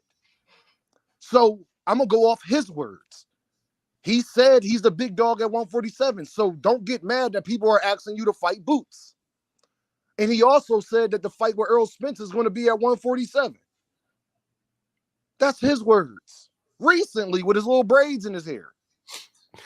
So you can't be running your mouth and then everybody else making arguments for you on the opposite side. That is not what Terence Crawford said. Terence Crawford. Hey, Dean. Dean, just so you know, just 1 second. Hey man, after Dean stops, I'm gonna read the cash apps. I did not forget you that did the cash apps. I gotta walk away for a second, Dean and Blood. So just carry on with the conversation. Go ahead, okay. Dean. I just want to let you know if you guys said my name, I'm gonna walk to the other room for a second. Okay. But yeah, he's going around, Blood, talking about he's still at 147 and he's the guy. You're literally holding up the division. And I heard you, Blood, say, well, Boots hasn't accomplished this. I guarantee if Bud Crawford dropped them belts, he will accomplish all of that. And probably in a matter of a year and a half. I could agree with that. So you can't talk about with somebody not accomplishing when the guy is literally holding him up from doing it. And then running his mouth as if he's still going to stay at 147. Then we wrong for saying you should fight Boots? We wrong for that. He demeaned that man. And then said, Blood, that he understand where Boots coming from. How can you demean him and then understand where he coming from? And then why would Canelo fight him? If Canelo fights Bud Crawford before David Benavidez or David Morrell or Boo Boo Andre, he is a duck. And definitely Bivol. Why y'all keep leaving Bivol out of this? He could not fight Bud Crawford before he go fight Bivol, David Morrell, David Benavidez, Boo Boo Andre. No. These guys been waiting for years with an S. Years. You ain't ducking this smoke like that. Sorry, can't help you, can't do it. And he's no longer undisputed. So what does Canelo get from that? I'll tell you what, bro, you're making some really good points, but you know what? I think I'll join the whole thing with you guys once I see what happens after Errol Spence. If he remains at 147, then I'm on board with you guys, right? I'm gonna wait to see what his behaviors are like after that Errol Spence fight, though, because he's contractually obligated right now to fight Errol Spence. I know he's doing some talking and saying he ain't gonna fight this guy and that guy, but I want to see what he's going to do after he fights Errol Spence and what direction he's going to go in. And then I'll open up the criticism on him if he takes some weak-ass fight. But, Blood, that's my problem with Bud Crawford, and people talk about me. I do care about what he says. Because now if you say something and do something else, now you can't get mad for people coming at your character. Your integrity. Because you'll go on these interviews and say one thing, knowing you mean something else. So let's say if he do go do other stuff, I'm with him. Blood, you remember last time I was talking, I just want him to drop the belts and go be undisputed at 154. I think that's what's best for his career. That's what you said. Yep. But he's not saying that. He's still acting as if he's the big dog at 147, that he's not leaving the division right now. Yeah, whenever I think he is the big dog at 147 until he is. He is right now, but if he starts acting funny after the Spence fight and he wants to stay at 147, he needs to fight Boots if he's going to stay at 147. And that's all I'm saying, Blood. But my thing is, that's what he's saying, because he's saying this: if the Spence fight is at 147, then you need to fight Boots. Because the narrative was, Blood, prior to that after the Errol Spence fight, you had a tough time making 147. So that was the whole reason why Bud fans were saying, y'all know he can't make 147 no more. That's why he can't fight Boots. So if you go back down to fight Errol Spence, his words, not mine, his words, then isn't it reasonable to think that you should go fight Jerron too? Because you keep talking about this Charlo thing. I'm going to get this out of here because I'm tired of people saying this. Charlo is not a bigger fight right now, especially after that performance he put on than Jerron Boots Ennis. It won't sell more. You won't have me believe that people are willing to spend money on Charlo after what they saw. I do not believe people believe in Charlo more than they believe in Boots. So I'm just tired of that narrative. I don't think that that's a bigger fight. I do not think that that is a bigger fight. You got people down south that don't even believe in Jermell no more. But the whole East Coast believes in Boots Ennis. So I don't even think that's a bigger fight no more. And then we go to Canelo. Canelo said no. So if it's okay for Bud to say no, it should definitely be okay for Canelo to say no. And the difference between Bud and Canelo is Bud don't have all these great fights lined up that he could take. Canelo does. He lost to Bivol. Bivol been shouting to the top of the mountain to get his rematch back, to get the rematch, and he won. You got David Morrell. You got Boo Boo Andre. You got David Benavidez. He better not even. I'm not mad at Canelo. What do he gain from fighting Boots? From fighting Terence Crawford, he gains literally nothing from fighting him. All they're going to say is he was too small. If he do, they're going to say exactly what they said for Jermell. Because remember, that was the argument before. That we want to see if Jermell was too small, if he could take this, that, and the third. We don't know. We saw it. We saw what a smaller guy in there, what Canelo Alvarez looks like. That man, Blood, that man was hitting him so hard, Blood. I know when you was watching it, it was sounding like a shotgun shell. Put him on his ass too, made him take that knee. But who? Oh. I'm listening to Canelo when he floored Jermell Charlo. When he floored Jermell, it was sounding like a shotgun blast. Them punches he was hitting them with. So Jermell, I do not think Jermell is a bigger fight than Boots. It's not a bigger fight than Boots. I do not believe people believe in Jermell right now more than they believe in Boots. The whole East Coast believes in Boots. The whole East Coast. You won't find a boxer from Maine down to Florida that don't believe in Boots Ennis. A boxing channel nowhere. So my thing is, Bud Crawford is running his mouth and saying these things. If you're a fan of him, hold him to what he said, not what we want it to be, not what we think. He says, I'm still the man until otherwise. With me and Earl Spence is going to be at 147. Jerron Ennis is an email champ. But then Fanon sit up there and say that he understand where he coming from because he was in that same position. Then how can you demean him then? And then say, I wish he would have just fought for it. He did fight for it. The interim championship. He literally fought for it. You won't fight him. So how can he fight for it? So we got to get off this. We got to hold Bud to what Bud says. What Bud said he going to do. And we can't get mad at Canelo for having the same approach on the opposite end, who actually has way bigger fights lined up. So that's my only thing, yo. We got when it comes to Bud. I'm tired of Bud running his mouth and not just being honest. You're going to fight Earl Spence and you're going to go to 154 and try to be undisputed. Can you just be honest and drop the belts? Can you just be honest and drop the belts? But other than that, he got all these big fights and Canelo a duck. How can Canelo duck a man that is 2-3 weight classes beneath him? That don't even make sense. That's all, y'all. That's what I had to get off my chest. Hey, he's hey man, that bro. coffee was on triple strong, huh? hey man, you was feeling it, dog. I was feeling them emotions coming off. Hey, Fanon, there's 8 kids in this house right now, so I had to get up early and get it together, you know? Yes, sir. Hey, I can't answer that one question, though, about how he could. What I think Terence Crawford was alluding to, and then we're going to get on this Shakur Stevenson stuff. What I think he was alluding to is that the IBF shouldn't have just given him the title. They should have ordered a fight, and then had him fight for the belt, as if winning a vacant title would have made any difference. You still would have said he wasn't a champion. Whether they handed it to him or they gave him a fight to fight for it, wouldn't have made a difference. People were still going to criticize it because he wasn't able to get the fight with the guys that were the best in the division. So whatever, man. Bud say one thing, but all y'all Bud fans know Bud be talking out his ass. Y'all know it. Like he's universally recognized as speaking out his ass on a lot of stuff. From I'm never going to fight Errol. Well, you can't take that serious because that's Terence saying it. So he'll turn around and do it. Or all of that stuff. But all right, Dean. All right, y'all, man. Y'all keep doing y'all great work, man. I appreciate y'all. Peace out. All right, peace. Hey, let me get these things real quick, man. And put this. Yeah, man, I love the energy, man. See that the beautiful thing is, man, and I think people should understand this. Man, that's what happens when you really do love the sport of boxing. Like that's why you like all you promoters and stuff need to listen to boxing fans.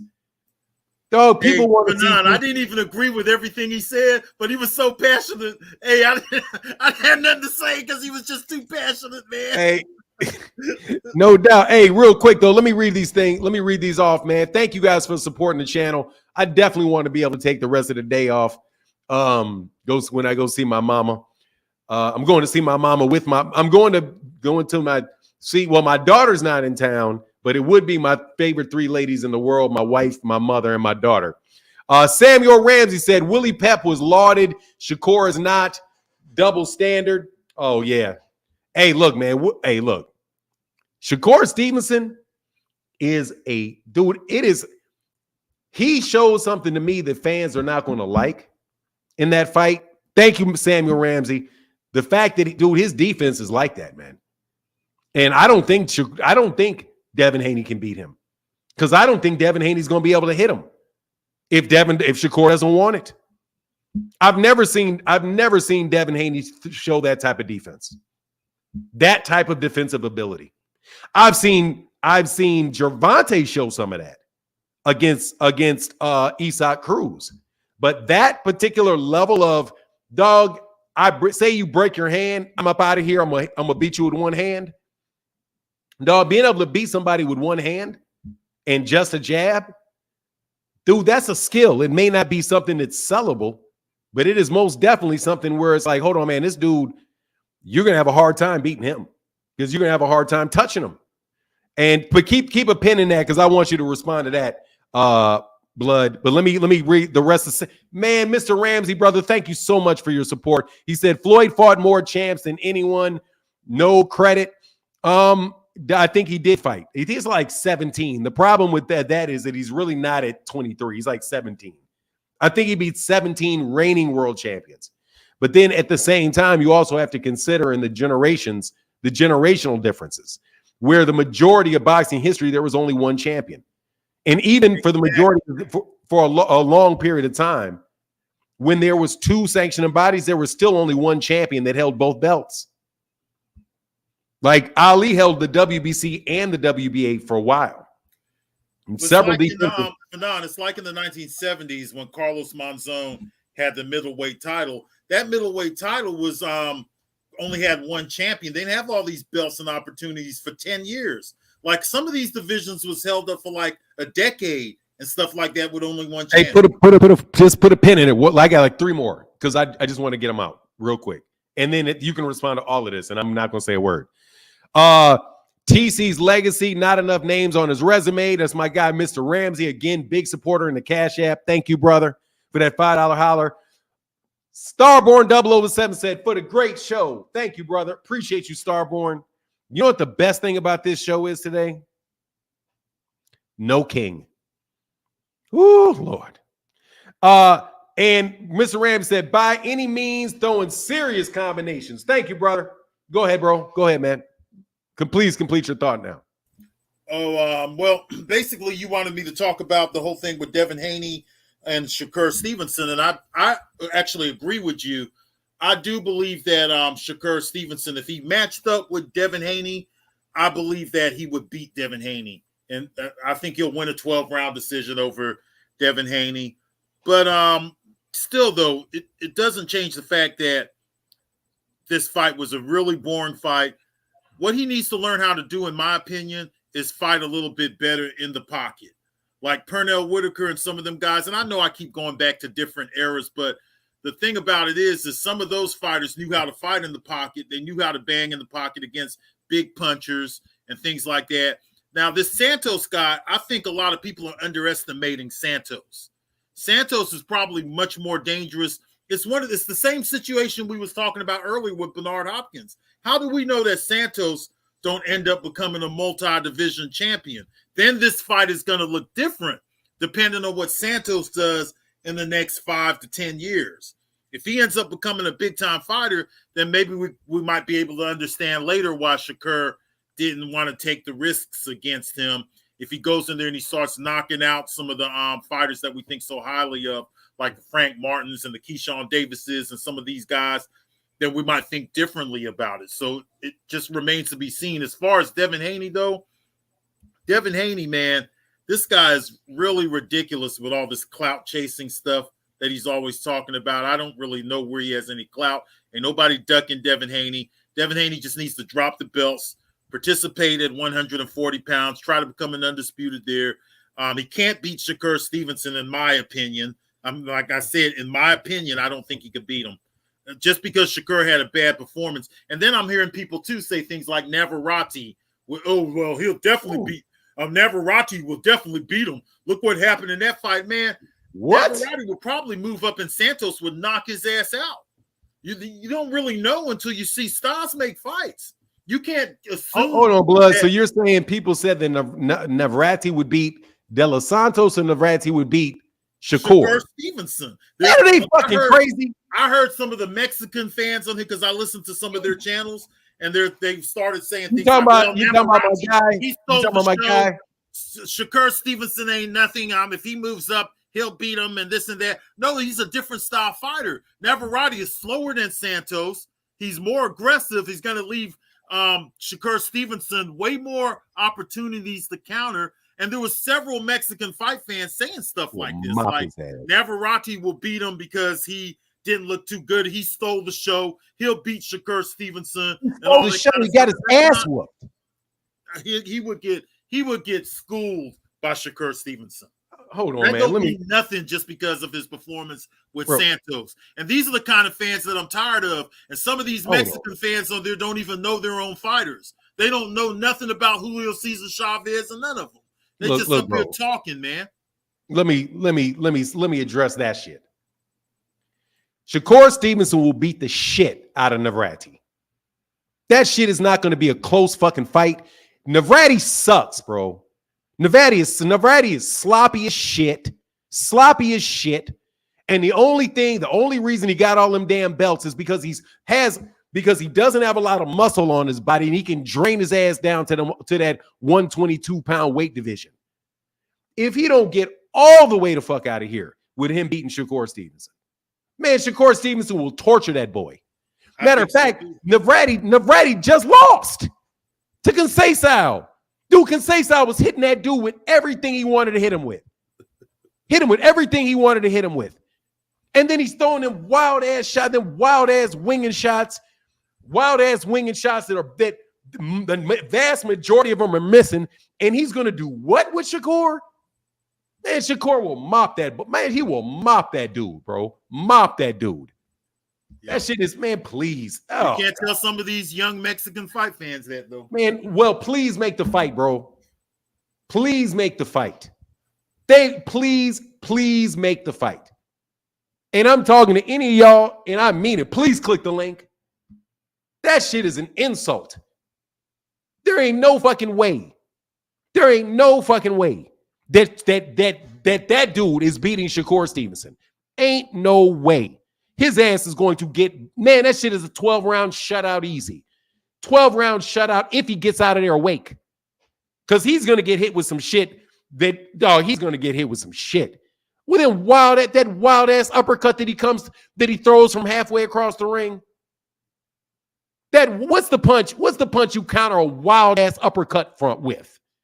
Man, how many times did Conceição, even though Conceição uses that high guard and is blocking shots with elbows, Shakur don't even do that.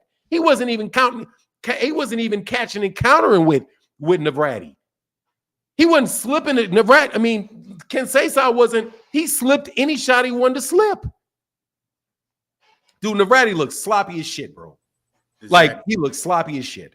The worst performance of the evening, in my personal opinion, the worst performance of that, as far as exposing a raggedy-ass fighter, the worst one was him. He looked like shit against Conceição. Looked like shit against Conceição. He might have won 2 rounds. In my opinion, the ones he got the knockdowns in. And if you think he's going to be able to run up and throw some wild-ass shot to the body of Shakur Stevenson and drop him, man, you are tripping, bro. This guy is going to hit Shakur. He's not going to be able to hit Shakur with those shots, man. Hell no. You got OG Blaze, please. You guys are smoking dope, bro. Let me tell you, man. You know what? It's going to be fun. This is fun for me. This is fun. Dude, it's going to be like you guys keep talking about how, and I don't remember what you said about it, Blood, but I'm going to tell you this. The entire time that I was listening to people talk about Floyd Mayweather Jr. and guys like Diego Corrales, Ricky Hatton, Manny Pacquiao, I thought to myself the whole time, man, Floyd is going to fucking embarrass some dudes. Floyd's going to fucking embarrass these dudes. They are not the fighter that Floyd Mayweather Jr. is, bro. Now, why Shakur didn't show like the effective aggression, but dog, you're not going to beat a dude if you can't land a punch on him. You are not going to land, they're not going to land shit on Shakur. Shit. And the only reason that De Los Santos, in my opinion, didn't get hit a lot more is because he didn't throw. Edwin De Los Santos went through long periods of time, bro, of not throwing punches against Shakur because he didn't want to get countered. And in round 9 and round 10. In round 9 and round 10. Hey, OG Blaze, tell that shit to Rayo Valenzuela and when his ass woke up against Edwin De Los Santos. The fact of the matter is, bro, and this is something that I truly believe, Blood. You got, when those PBC fighters, they fight these guys and then say, oh, they got Hispanic last names and everybody just want to write them off. Dude, then those dudes from the Dominican Republic, cats from Argentina, people from Venezuela, those South American and Caribbean fighters, bro, they got a different style than those Mexican fighters do. And they got an awkward, and a lot of those dudes are really, really awkward, but at the same time, they're very, very skilled. And you can have dudes that lose to guys like Edwin De Los Santos, where if this was Top Rank, Dude, they may not ever even made that fight with Edwin De Los Santos because because those matchmakers will look at him and be like, first of all, he will box you. Second of all, if he's a very, very strong, confident, aggressive fighter, we don't really know whether or not that's going to pan out the way we want it for Shakur Stevenson. But man, please, dude, I'm going to tell you right now, Navrati's a fucking hype job. That's a hype job right there. That dude is not. What's that other dude's name? Oscar Valdez. They were saying the same thing about what Oscar Valdez was going to do to Shakur. And Shakur mopped Oscar Valdez. By the matter of fact, I do believe Shakur Stevenson mopped Robinson Conceição too. That shit wasn't no competitive fight between. Nope. Was it? No. That shit was a non-competitive fight with Shakur Stevenson. The guy that was punching, the guy that was punching Oscar, what's his name, all in the face, bro. Navarrete, yeah, he showed Navarrete, all in the grill, bro.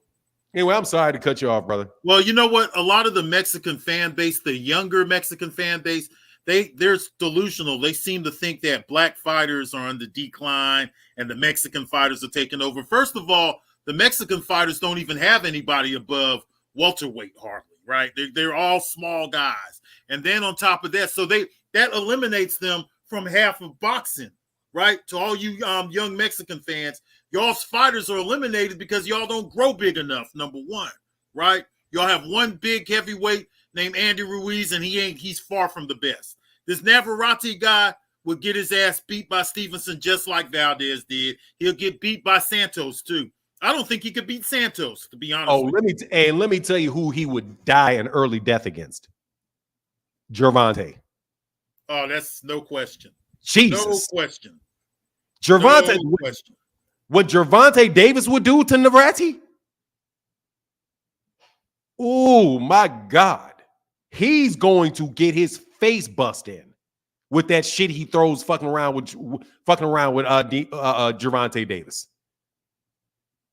Killed. The only chance he got against Shakur is because Shakur's not a big puncher. The shit he got hit with, Gervonta Davis would stop him with a body shot. Stop him cold with a body shot.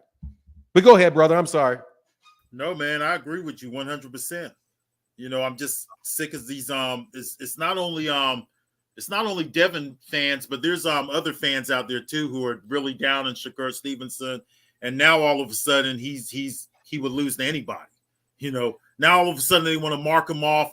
I've heard people calling him a bum fighter and all kinds of stuff like that, which is ridiculous. I get around on YouTube and I listen to everybody in every region of the world, and they've really downgraded Shakur Stevenson. Shakur Stevenson could come back. He could erase all of this. Everybody has a bad performance here and there. It happens, right?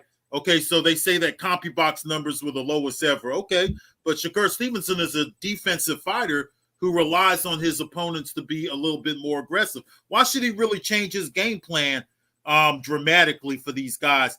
I would say, hey, listen, fight in the booth a little bit better, be more, and also have something in your game plan for fighters who are going to be hesitant. That's all I have to say about that. Yeah, and what's going on, Sean? I couldn't see your comment, but hey, let me get a couple of super cash apps before I get you, Sean. Mr. Ramsey said, by any means serious throwing combinations. I got that. My guy, Mr. Jones, with the $15 holler, brother. Thank you for that support. Thank you, sir. And Mr. Ramsey said, Shakur wasn't boring versus Valdez off night. I mean, really, I'm going to tell you too, man. Like, hey, man, some dudes you can't get in that pocket with. Like, you fuck around and get in the pocket with Mike Tyson for the hell of it. You know what I mean? Fuck around and do what Leo Santa Cruz did and keep throwing all them damn punches against Gervonta. Dog, your brain can get this, like, you can get taken from your senses by one of them dudes. What's going on, Sean? Hey, what's going on, everybody? Good morning to everybody. Well, good man, afternoon. your audio's can't hear you. All right, hold on. Okay, no worries. Can you hear me now? Way better. Way better? Okay, hold on. Yeah, but what's weird good. is I can't hear you guys. Hold up. Here, let's do this.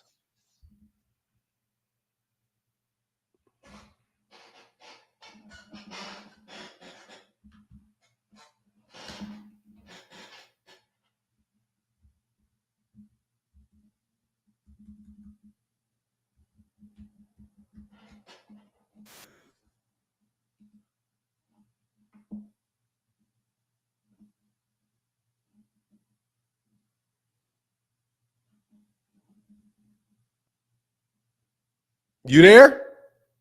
Yeah, I'm here.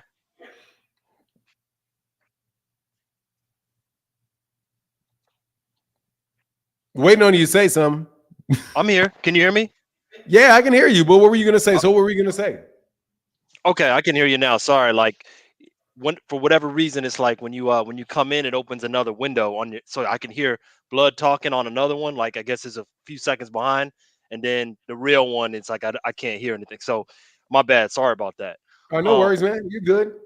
Yeah, so I actually wanted to cook on a couple things that y'all have been talking about throughout the morning, and I'm with y'all on Deem, man. I like when Deem come up, man. He always he comes with that fire. I like hearing him and what he's got to say. But anyway, just touching on the whole Shakur thing, man. I do think Shakur is special. However, I think when it's a guy with power, man, he gets a little shook, man. I mean, I can't say that gave me very much confidence to actually want to see him fight Tank because that's one of those where I feel like the entertainment's going to be in the all access, and then when the fight come around, he's going to be playing it very cautious because we know that that to me Tank is the definition of that fighter that downloads data, then goes and gets you. They always talk about Loma being that. I think Tank is that. Tank will sit there and he'll kind of figure you out the first half of the fight.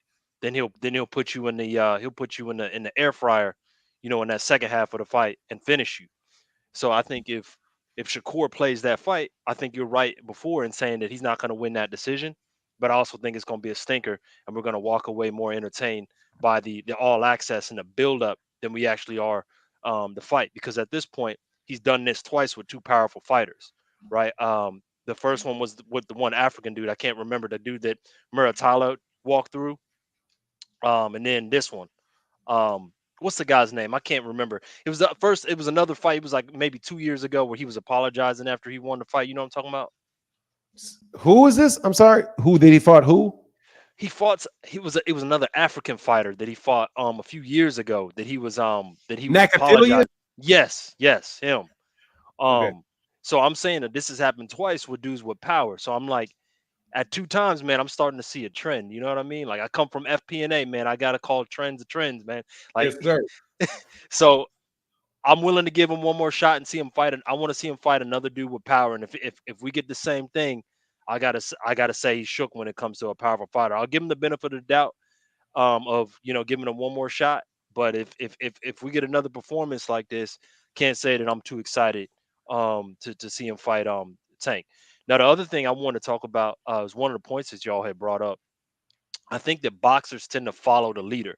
So Blood had brought up a good point earlier about how how Floyd started, he put in the mind of how boxers should move and kind of pick and choose.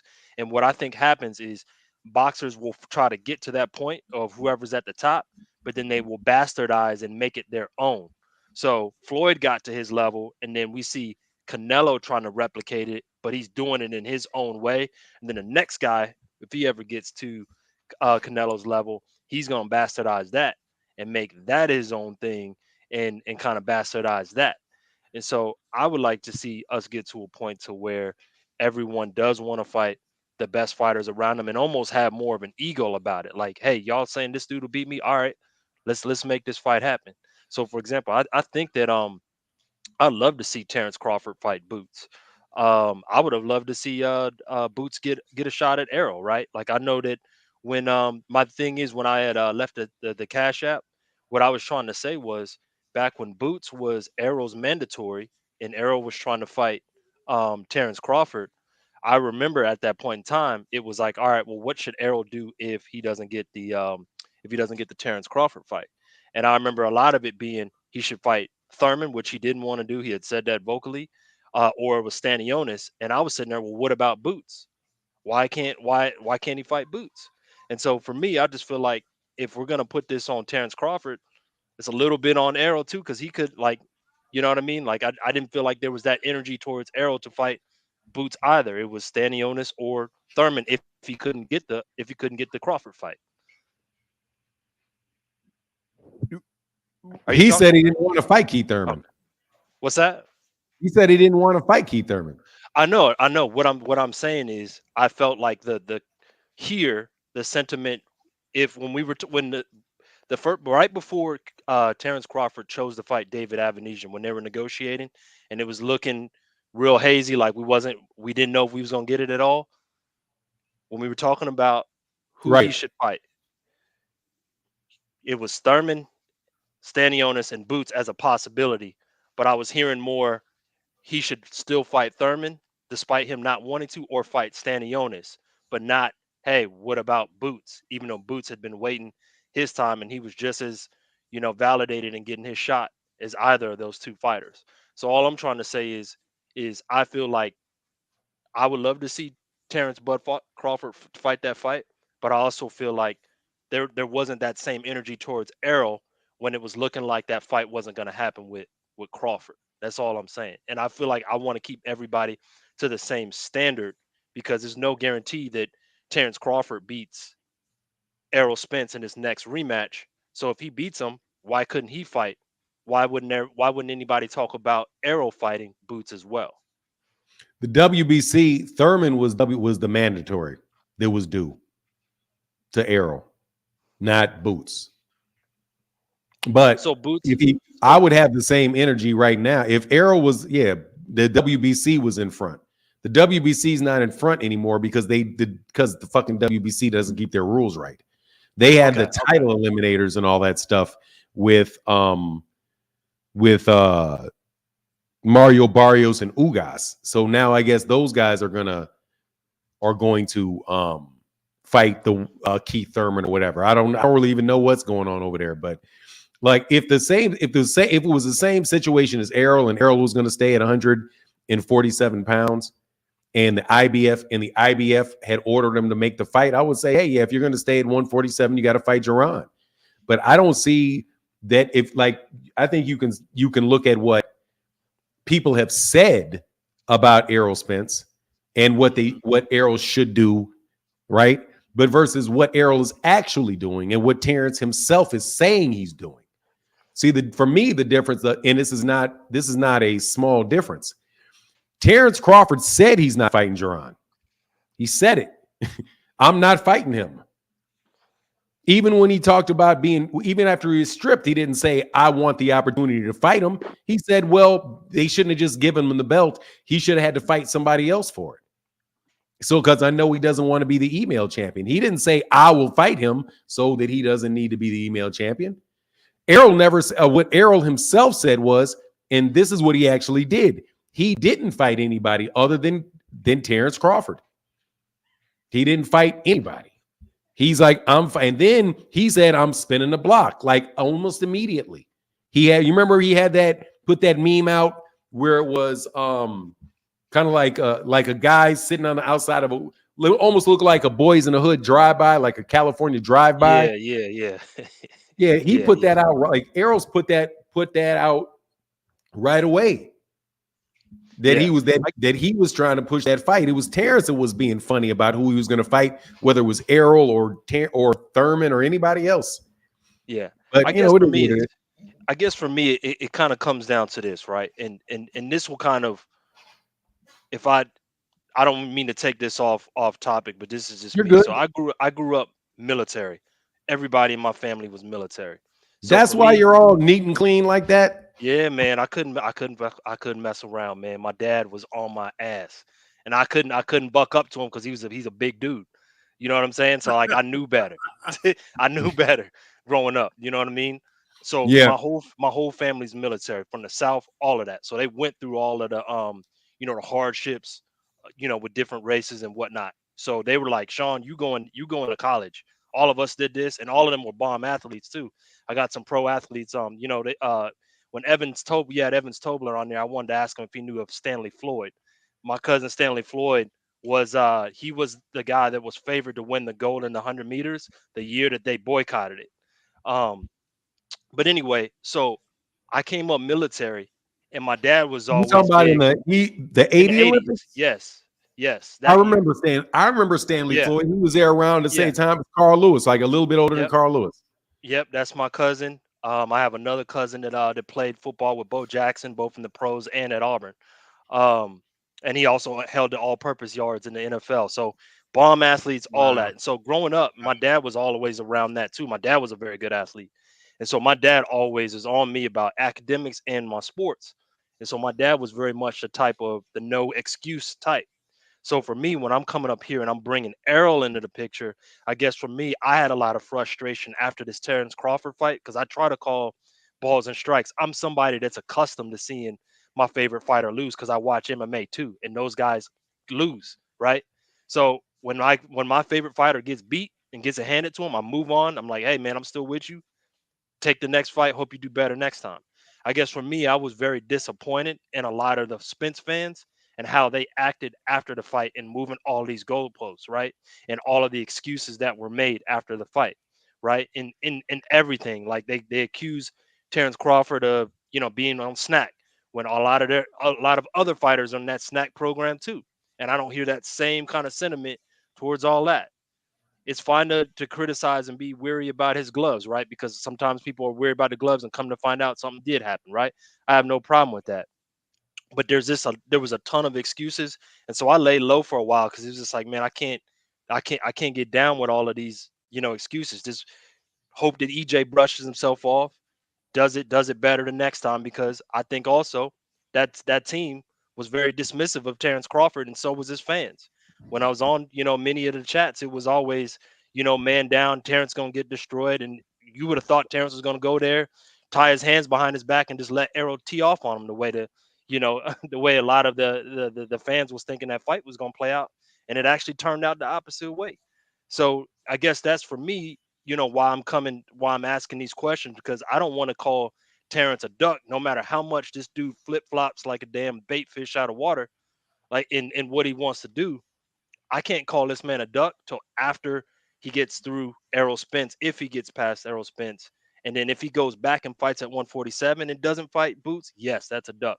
But I can't call him that, especially when after Exactly. the fight and we were talking about the rematch and people giving him criticism for talking about fighting Errol at 147 and not fighting him at 154. It's like, yo, like I get we don't like Terence Crawford. It's clear, but we can't just keep on criticizing every little tiny little thing. Like let the stuff play out, let it be what it is, and then criticize. That's where I'm coming from with all of this. It's not a place of hate. I'm not trying to be king or nothing like that. But that's just you know what I mean? That's just where I'm coming from. So hopefully that all makes sense. I didn't mean to kind of be all over the place, but hopefully that makes sense of what I was trying to explain and where I'm coming Made from. sense to me. It makes sense to me. The only thing that I would say is, man, like, dude, there's what fans say is what fans say. I mean, I don't like there's Terrence Crawford fans like Rick Timms that got sense, and then there's a bunch of fake, like, and I say your name just to know that I see you there, Rick, and I see you, Claymore. Um, like I think just hear more people talk about Terrence Crawford than they talk about Errol. I was critical of Errol saying that he didn't want to fight Keith Thurman. Like I was the entire time that was going on, I was like, no, he needs to fight Keith Thurman because that shit's petty. That ain't no different. Right. Him saying I'm not going to ever fight Keith Thurman is no different than Keith Thurman ducking him and not giving Right. him the shot. Once you get the shot, you should do the fight. Period. Saying I've been trying to be consistent. Same thing where if Terrence says that he got a rematch clause, hey man, you have a rematch clause with Errol, you're supposed to take the fight. That's why. But you it's hard to get past some of the things that are said by the camps themselves. Now all of that stuff people are doing about snack and gloves with Terrence and all of that stuff. Look, man, that shit could be going on. It could be, maybe it is, maybe it isn't. Maybe it is, maybe it isn't. But I do think a lot of that conversation is for sensationalism. I agree Yeah. with you, brother, about And that. and I think truthfully, man, like you like these days with what's out there in terms of what fighters can take, people only get popped when there's a snitch somewhere, right? Or if they completely are just not unintelligent. That's how they get popped, right? Because reality of it is these agencies that test these guys, they're always a step behind. There's always like if you're a millionaire, you got the money to hire a doctor that can make sure that that stuff flushes out of your system by the time there's a test. And most of the time, a lot of times you might know there's a test, or they can be supplying you with something that's undetected. I would encourage anybody that thinks everybody is clean to go watch a documentary called Icarus. And this is a documentary on how Russia got banned from the Olympics and all of that. The Russian athletes. Don't get yourself, don't get Bud in trouble now. No, I'm saying no. Hey, But I I don't must, put because that. somebody's going to inevitably point No, out, Sean, you need to go watch that documentary by about snack. I saw that. I saw it. So So what I'm saying is I don't put it past anybody. I don't put it past anybody. He could be on it. But here's the thing, Jerron is there too. So is Devin Haney. So is Andre. All of them dudes are there on snack. All of them getting the yeah, they snack. are. Yeah, So they are. so I don't put it past anybody. And I'll leave you with this too. So Yes, sir. where I went to college, was a big Division I powerhouse, right? I had very good grades, so my goal was to go there and play football. So I got in there off my academics. I got injured my senior year in high school where I was starting to make my name for football, but I had the grades to get in. So I was like, all right, I'm gonna go to this school and I'm gonna walk on. Long story short, I got injured even in the tryouts. And at that point I said, I'm just gonna go to school, get my degree and move on with my life, right? But when I was there, when I first got there, like I remember being in the weight room and I was like, all right, let me ask somebody where I can buy, protein supplements around here. Where can I get supplements, right? So I went up to like the biggest dude in the weight room, started a conversation with him. That dude ended up being in the same business school, and I had a lot of classes with this guy. And so as this dude got to know me very well, I come to find out this dude was on steroids. This dude used to sell them. This dude used to sell them to football players on this Division I program. And he told me very point blank that he's met because he was a shot putter. He told me Oh, point blank that he's met several pro athletes as well as collegiate athletes that he was selling. That he was like, they're all on this stuff. People just don't know it. And he was telling me the players that he would sell this stuff to, and all of this stuff. And I was like, and I saw him making the stuff in his house, and I've seen people come to his house to buy stuff. So I know that you can't, when it comes to pro sports, you can't put it past nobody. You really can't, because these guys had the money to be able to skirt the test and all that stuff, or make sure that these agencies are a step behind. So I really don't. When someone pops, I'm not surprised. definitely. But that's You the know, All right, validation brother. that we need, though, when somebody pops, because I'm not going to accuse somebody like Manny Pacquiao, Terence Crawford until they pop dirty, point blank. yeah, You can't. The only flip side of it is, man, look, dude, you're like a rising tide lifts all boats. But hey, man, a backed up sewer of shit makes everybody stink. So it is what it is, bro. We can't say, like, no joke. We can't, like, if somebody wants to run down that line of reasoning, all you can say is, man, I'm not gonna accuse that dude just because. But I ran track in the 80s. Dude, I Mhm. went to nationals, junior college nationals. Man, Yeah, they had shot putters, bro. It was so fucking bold that shot putters literally had band-aids on their thighs. yeah, yeah. Like they didn't even fucking like they would inject that shit. They didn't even take it. They didn't even do it long enough. They had to even take the fucking band-aid off. Right. And here's Like, the thing. Yeah, and here's the thing too when it comes to that stuff. People think that all of the pharma that's out there is you can point out by how a dude looks physically, but you can't. They have stuff that you might maintain your same muscle mass, but it's going to help you perform better. Like for example, a lot of this stuff is given to cattle, in order for them to grow a certain size, but they will give Oh, I'm certain on. types of hormones to cattle that makes them put on more lean mass. Some of them, so it'll be a combination of both fat and mass, depending on the cut. All of that stuff. So it's the same thing with when it comes to steroids. Like they so we all need kind of some change your hormonal grass-fed. We need profile. some grass-fed athletes, huh? I'm just Hey, saying, I man. gotta let Claymore Rain and these dudes. Yeah, I gotta go let ahead, go ahead. these dudes go, bro, Sean. Hey, brother, Yeah, thank no you, problem. man. Come back again for sure, brother. Thank you All for right, your man. support too. Good Yeah, stuff, All right, man. bro. for sure. I'll Get see y'all. back. See, I like man. It's an intelligent dude, man. Intelligent dude. Claymore Rain, and I see Rick Timms in the building, so I'm not gonna let Rick sit back that long. What's up, Claymore Rain? You're on mute. I think I muted you. Go ahead, man. I Okay. muted you. Okay. Go Okay. ahead. What's up, Blood? What's up, Fanon? What's up, What's Rick? up, brother? Hey, man. Today's a great show, man. Wow, man. Look, I'm not even gonna play about it and bring no weird energy. I'm gonna be calm, and I really appreciated the last brother who was speaking because I think he spoke to my heart, brother. You spoke to my heart. You know what I'm saying? Cause you a Like juicer. That's why you so big. You juicing. hey, listen, bro, that's my business. I don't confirm or deny anything, and until I pop, you're gonna have to leave me be. You guys let me live, bro. That's how that's gonna have to work out. But anyway, we have to be okay with that. That's what it all comes down to. What the guy was saying before about letting it play out, man. That's what it's all about, man. These guys aren't getting caught with these things that they're being accused of or suspected of. You can suspect, but at the end of the day, until it comes over hot, it's not hot, man. That's all it's going to ever be. I don't want to be too quick, but I don't want to take too long. The Ennis, Terence Crawford situation.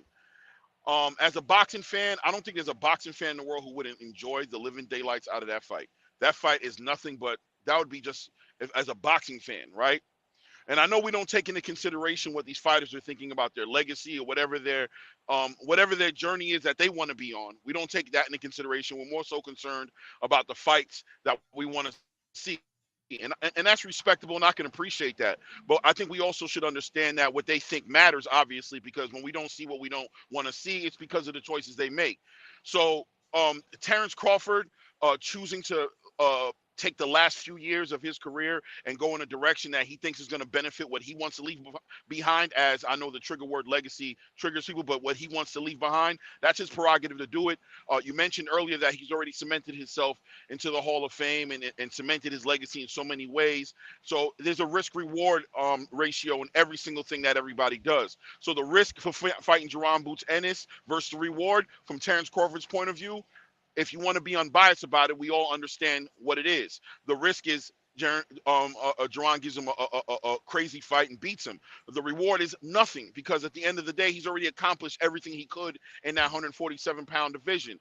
As far as him letting go of his belts, yeah, I mean, we all could feel like he's holding on to them too long. The IBF did what they did. If the other sanctioning bodies feel the same, they're free to do it as well. I'm also on record to say that until the Errol Spence fight is done, until the Errol Spence fight is done, I'm not going to be holding Terence Crawford accountable for wanting or not wanting to fight Jerron Boots Ennis because I don't know what his plans are. I don't remember him confirming that he's making the fight at 147. I remember him confirming that as far as he knows, the fight will happen at 147, but he's always left that door open to say that the negotiations are still open and Errol hasn't communicated to him in an official way what he wants to, or what he does not want to do. So we have to wait. So many things have to pan out. Bro, I got to get your point, man. I don't understand your point, bro. I just wanted to straight about it. You like laying out a cacophony of issues, bro. Do you have a specific talk that somebody can respond to? Because we are in a conversation where we want to be responding to something. Okay. So you ran like subject. Right. I said what is your main point of contention that you have, or something you would like for us to discuss? Okay, I was just joining the discussion, right? And I didn't want to hold it up too long because I also want to get on Shakur, and I don't want to drag out. You can't do all of that. We got to do. I'm just giving my let's take it one at a time, brother. Look, we ain't in no rush. Okay, all right, no rush. All right, so my contention with the Jerron Boots and Terence Crawford situation. At the end of the day, the ducking conversation gets extreme because he has a fight ahead of him contractually that he has to give a rematch to Errol Spence. But let me pause for a second because I haven't heard anybody call Terence Crawford a duck today. Well, they are in the comment section. Thank you. That's what I'm trying to say. Fuck the comment section. Not to hold on. So, all right, that's fine. Not to y'all, the people I love, my guys in the comment section, dog. But look, we talking to us on the panel. We running the show. He's making good points, Fanon. Just let him finish it out, bro. Okay. Okay, so we won't deal with the people in the Man, the look, chat room. I'm not saying that Terence Crawford is ducking Jerron Ennis. I'm not saying that. I'm just saying that if Terence Crawford's going to stay in that division, he need to fight Jerron Ennis. I ain't trying to hear none of these bullshit excuses. Y'all got a bunch of excuses for why this dude shouldn't be fighting Jerron. I know he's not fighting Jerron. He only had one. What he's saying is valid. He's saying that he's Right. waiting to see how his behaviors are going to be after he fights Errol Spence. Right. You that's already what I'm saw saying. behaviors ahead of time. You can't What I hold him mean, to you already that. know He his has Errol behavior. Spence in front of him. Now, No, if he what I'm stays at saying is- 147, then yeah, then maybe Yes, you can have that's a what I'm problem saying. with it. I'm saying that what I'm saying is that we don't know for sure that he's not willing to fight at 147 yet. We just know he's not interested in yet. So he And I need to think- fight. Wait, So I got that. So wait, hold I'm on. So saying. bear with me. Okay. So no, hold on. Bear with me. Okay, go I'm ahead. definitely saying I know that he has not, that we don't know what he's going to do next, because I don't think he got any of these options people think he got. Okay. I don't think them options are real. I don't think any of that shit's real. I don't even think the Tim Tszyu shit is real. I think Terence Crawford is just likely to get frozen out as anything else, because he ain't trying to make no money for nobody. I'm telling you, man, he ain't trying to make no money for nobody but him. So I don't see why anybody's going to be feeding anybody to what interest is in it for Tim Tszyu to try to feed himself to Terence Crawford? None. Or for the PBC to do business with him and Jerron Ennis, him and Jermell, when Jermell could fight Tim Tszyu and it's a win-win. It's a win-win for them. Or why would Canelo fight him when it ain't nothing in it for him? I personally think that the situation is with Terence Crawford, that Terence Crawford is going to wind up being in a situation where he's either going to fight a David Avenetian type or he going to fight Jerron. Because cats are going to want, because there's a reason for Jerron's camp to make that fight. Right. I don't see any reason for Jermell and those guys to fight Terence Crawford. It's almost a guaranteed loss. It's almost a guaranteed loss. And the organization itself ain't going to get anything out of it, because Terence is difficult to deal with and wishy-washy. It's fuck. So I'm just saying, get ready for the fact that dude is, because what is there at 154? Tim Tszyu is there. Danny Garcia is there. Wait, guys. Danny Garcia is at 160, brother. Okay, well, there's fights for him there at 154, bro. There's fights for him. Don't come on now. Let's not exaggerate. There's 100% fights for him at 154. Jamel Charlo Legacy fights. The legacy big money fights are there at 154. Right. Wait, Who? hold on. So Jamel Charlo. Jamel Charlo. Man, Jamel Charlo just got, Jamel Charlo. How all of a sudden did Jamel Charlo become some big name? So because you're holding him to one loss against Canelo Alvarez. Exactly. Let's take the Canelo Alvarez loss out of it. Let's run back in time to before the Canelo Alvarez fight. Right. He wasn't a big draw then. It doesn't matter. He wasn't no big draw. He was an undisputed. That's a legacy fight. You said big money fight. He was not a big money fight for anybody. And it is a legacy fight. I didn't say he ain't got the belts no more. Okay, but he has 3 of them, so he's part of the conversation. And it's not like the belts are spread across the whole division. There's only 2 people that holds them, Tim Tszyu and Jamel Charlo. That's a realistic accomplishment for him. It can happen. You get all 4. You get all 4. You get all 4 with Jerron. But he's already accomplished. He's in his right to say he's already accomplished that, and he has no. That's not an accomplishment for him to becoming undisputed again in the weight division that he feels. Because he feels he's already accomplished it. He's already undisputed there. It's a better look for him for what he's trying to accomplish to achieve that undisputed status in another weight class. Do you think Tim Tszyu is a better fighter than Jerron Ennis? No. Do you think Jamel Charlo is a better fighter than Jerron Ennis?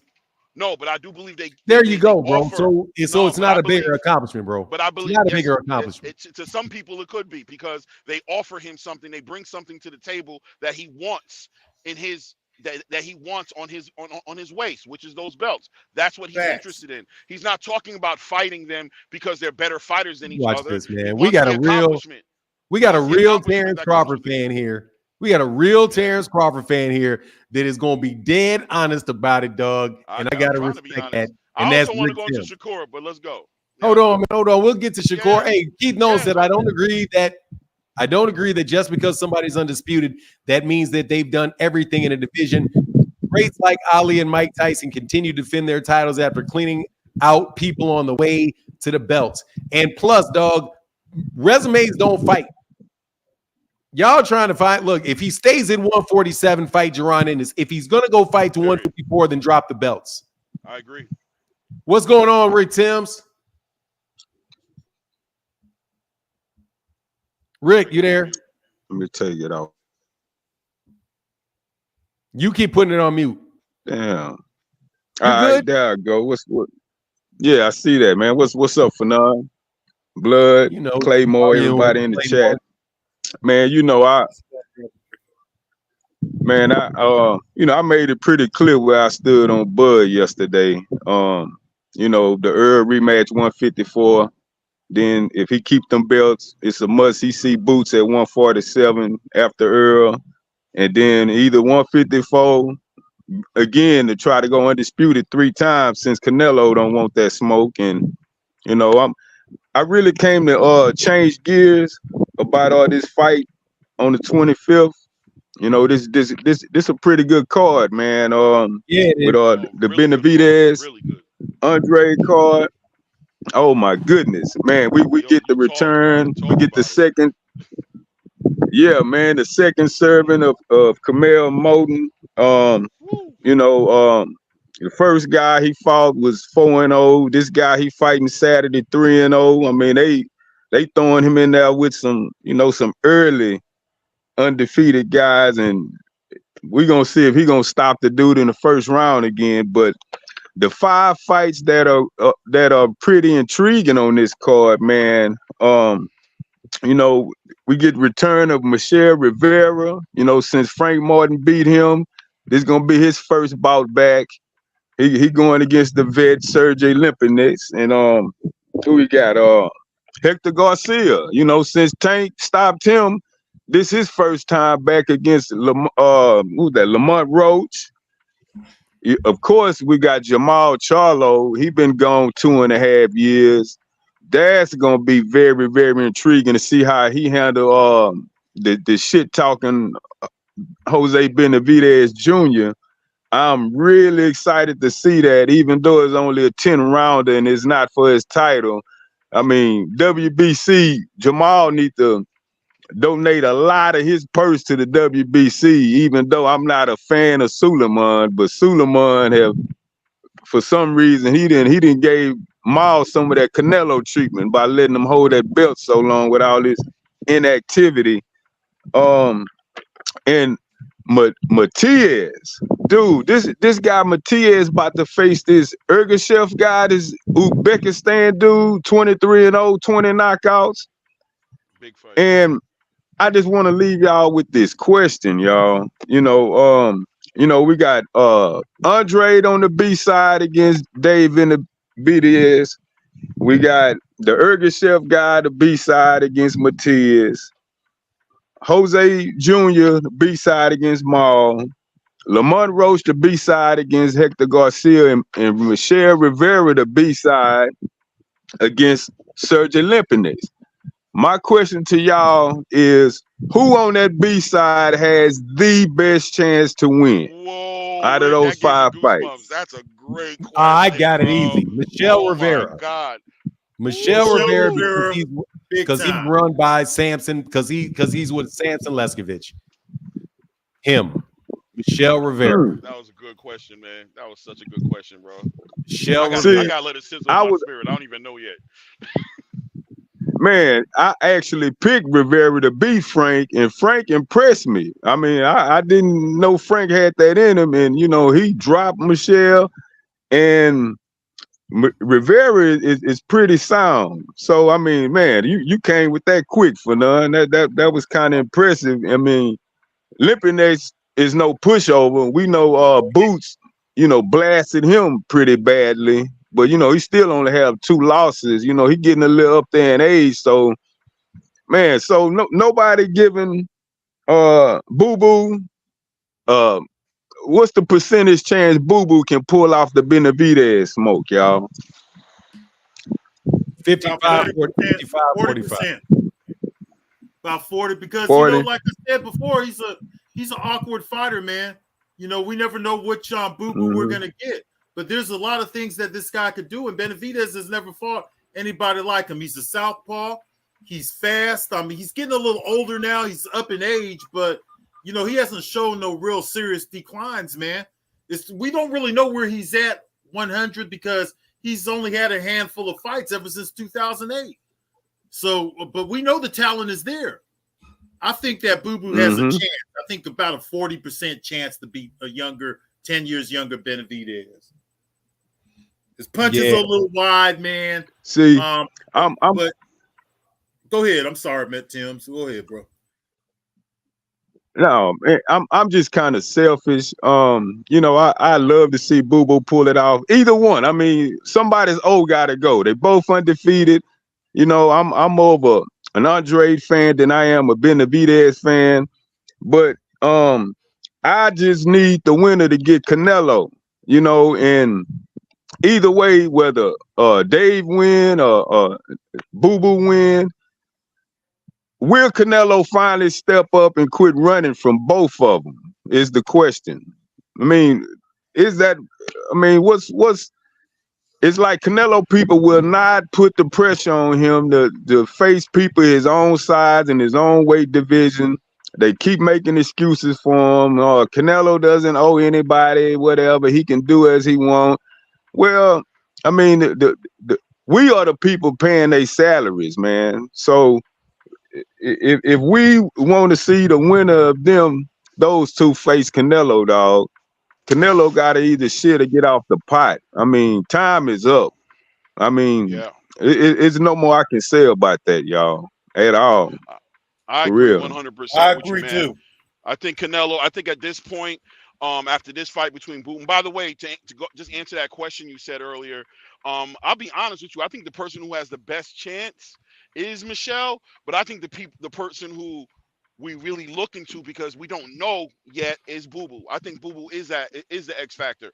I think he's a bigger challenge than the biggest challenge David Benavidez is getting ready to face. I think he's awkward, and I think he's gonna make David uncomfortable, and we're gonna get to see David in a new way that we might never have seen him before. Me myself, I'm leaning towards David Benavidez, but I wouldn't be shocked to see David Benavidez's pocket touch the floor on the 25th.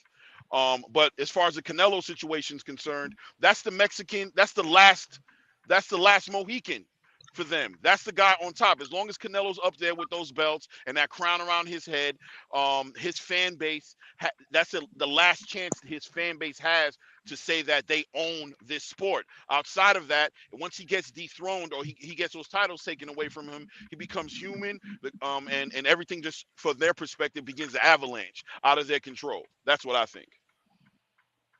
And I think there's a fear there, a genuine fear of that happening. I like you know what I'm saying? That's what I believe. Absolutely. All right. Hey, I got Ray Davis, man. We'll have about another 8 minutes or so, bro. Can I tap into Shakur a little bit? Can I get in that? Yeah, another 8 minutes. No, I mean, we can go a little bit longer, man. I just got to. Hey, I'm gonna get out the way. I got to leave in about an hour. Is there anything else you needed, Rick? I'll be quick. Yeah, man. Just I'm gonna close with this. The selfishness in me kind of still want Benavidez to be undefeated to face Canelo for some reason. I mean, he done ran from them both for so long, but obviously the Benavidez Canelo fight would generate far more buzz and money than Andre. So time gonna tell, y'all. We're gonna see, man. I'm finna go check out my Houston Texans, y'all. Peace out. Good luck. All right, brother. Get back. Man. All right. Hey, let me get. All right, brother. Hold on 1 second. Let me get these super chats real quick. What's your time looking like, Blood? Hey, man, we could go as long as you want, Fanon. I still had something I wanted to say about what else you have in the title. Okay, cool. Let me read these couple super chats. Let me get these couple super chats, and I'll put Ray on because Ray ain't got to sit there forever. Steph said, "Be well, Fanon Blood in the panels, Lord's Day edition." Yes, sir. Today is the day that the Lord has made. Let us rejoice and be glad in it. T. Wells said, "For all my guys in the chat, salute Fanon and Blood Boxing, the great Blood Boxing at that." And Steph Brown back in the building says, T Wells, salute, been a minute. B Wells, Sky Miller too. Yep, man, good conversations today. Let me make sure, let me check this real quick. Check this. Thank y'all to everybody that supported the channel for real. Vincent, yeah, I messed. Vincent said, hey, good show, big $20 holler. Good show and for Starborn. Yeah, man, I can't wait. Man, it was really nice to see Starborn. I'm telling you, man, I'm gonna throw a party when Kamal Oz come, when I see Kamal Oz next. So go ahead, Blood. What were you saying? Oh, well, I was just gonna say, since you brought it up in the title about the whole thing The with Saudis. Saudi Arabia, are they taking over boxing? It's an interesting question because Whoa, boxing seems to be in a place now to where we need somebody to come in there with the big money and get these fights going, and they made that card happen really fast.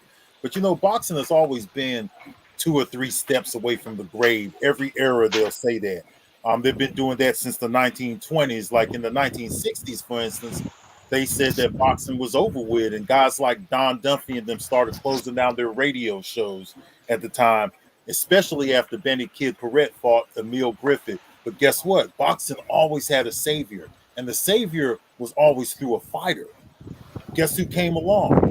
Loudmouth named Cassius Clay. Cassius Clay, he kind of revived boxing. The radio stations started to pick it up again. The TV networks got back involved. And then boxing was hit hard when Cassius Clay, now Muhammad Ali, was forced out of boxing. But guess what? In the 1970s, they had a savior once again because Ali came back, man. And Ali, he kind of went through the 1970s. He lifted up boxing. Towards the end of the 1970s, they had the tournaments with Don King. CBS and ABC had their tournaments. There was a lot of corruption. The TV networks, again, pulled out of boxing. People started saying again that boxing was on the decline, but boxing had a savior in Sugar Ray Leonard. Sugar Ray Leonard took on the fights with Thomas Hearns. He took on the legendary Roberto Duran, and he kind of held it over there. He had a little short retirement. Marvin Hagler picked it up. He held it over until Mike Tyson got there, right? So Mike Tyson, he kind of put us through into the 90s and all of that stuff. So boxing has always been a few steps from the grave, man. And to see Saudi Arabia come in now, I think they're coming in at a good time. But you know what I think that they got to do that's different is they got to put these kind of cards on. Big cards with big events with lots of good fights that we want to see and nice matchups. So I think it's a really good thing for boxing, man, to see this fight card being put together. Shout out to Deontay Wilder and shout out to Anthony Joshua. They're the more established fighters on that card, and they're participating in this card. Big up to those two guys, and I hope that we get a big fight between Anthony Joshua and Deontay Wilder in 2024. And that's what I wanted to say. Big ups to Saudi Arabia, man. Yes, sir. I like that fight, man. I'm excited about that. That is a great way to end the year, man. On that particular card. I was honestly, man, I'm like, dude, that dude has to be paying a lot of money for that fight. like they ain't talked about what that is, but God dog, they got it, man. Money talks. And those guys are billionaires and trillionaires and all that kind of stuff. So they have they just have as much money as they need. Exactly. That's their royalty. They got as much money as they need. And it's good to see Deontay Wilder get back into the mix because he's been inactive for a little while. So we'll get to see. They gave us a great matchup with Joseph Parker. And you know how these people, all these critics always say, oh, he ain't fought nobody. He ain't fought nothing but a bunch of bums. Okay, so is Joseph Parker good enough? An active fighter, one of the guys that AJ fought. You guys, or is the criticism just going to continue with Deontay Wilder? This is a really good fight to see where he's at on the build-up to a big fight and a mega event with Anthony Joshua, which is still a huge fight. Yeah, I would love to see it. So, hey, I word Ray Davis jumped out. So, what were you on, Claymore? What was the last point you wanted to make? You're on mute. You're on mute. Sorry, I'm back. Yeah, about Shakur, but also to co-sign what what Blood said, man. Yeah, man, I think that's a conversation to be had. I think Saudi Arabia has an opportunity to really do something great. I think they're doing something great right now. Anthony Joshua and Deontay Wilder, giving opportunities for the heavyweight division to be what it needs to be, because they're the glue of that event. You know what I'm saying? Everybody's looking to fight each other now, and I think Saudi Arabia is tapping into a market that's been slept on and left alone for a long time, and they're giving it an opportunity to be important again, because it used to be the most important market at one point, it felt like.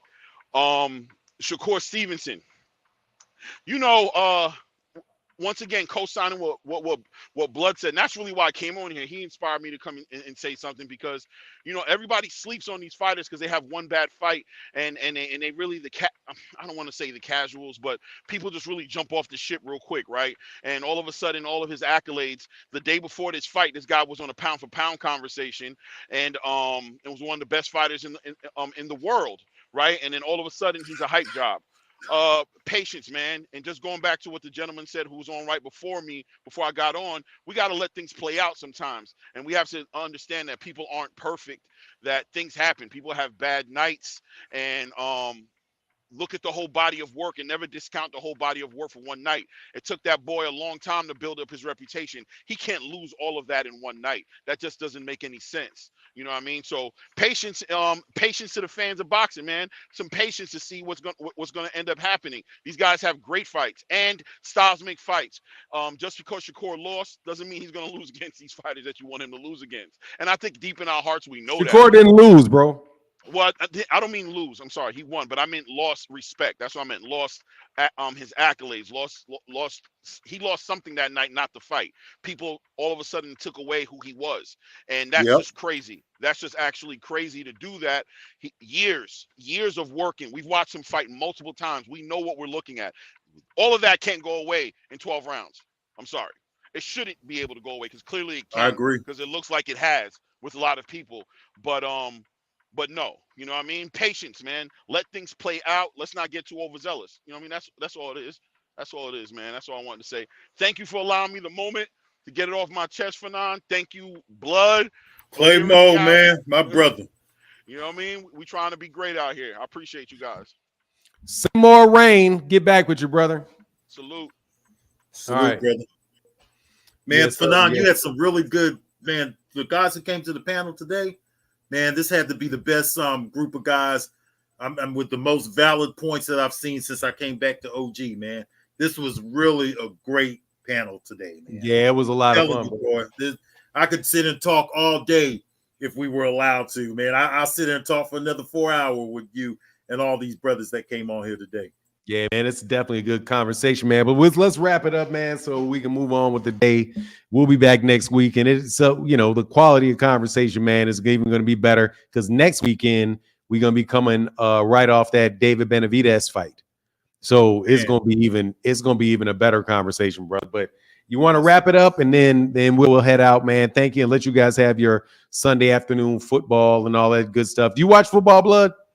You know what? I'm getting back. I'm more watch college football, but I'm trying to get back into the pros. I haven't been watching it for a while, but college is my thing, though. The Gators, the SEC, the Gators ain't doing great, but and I've been following Deion Sanders. I mean, they got blown out the other day, but I'm trying to get back into it, brother.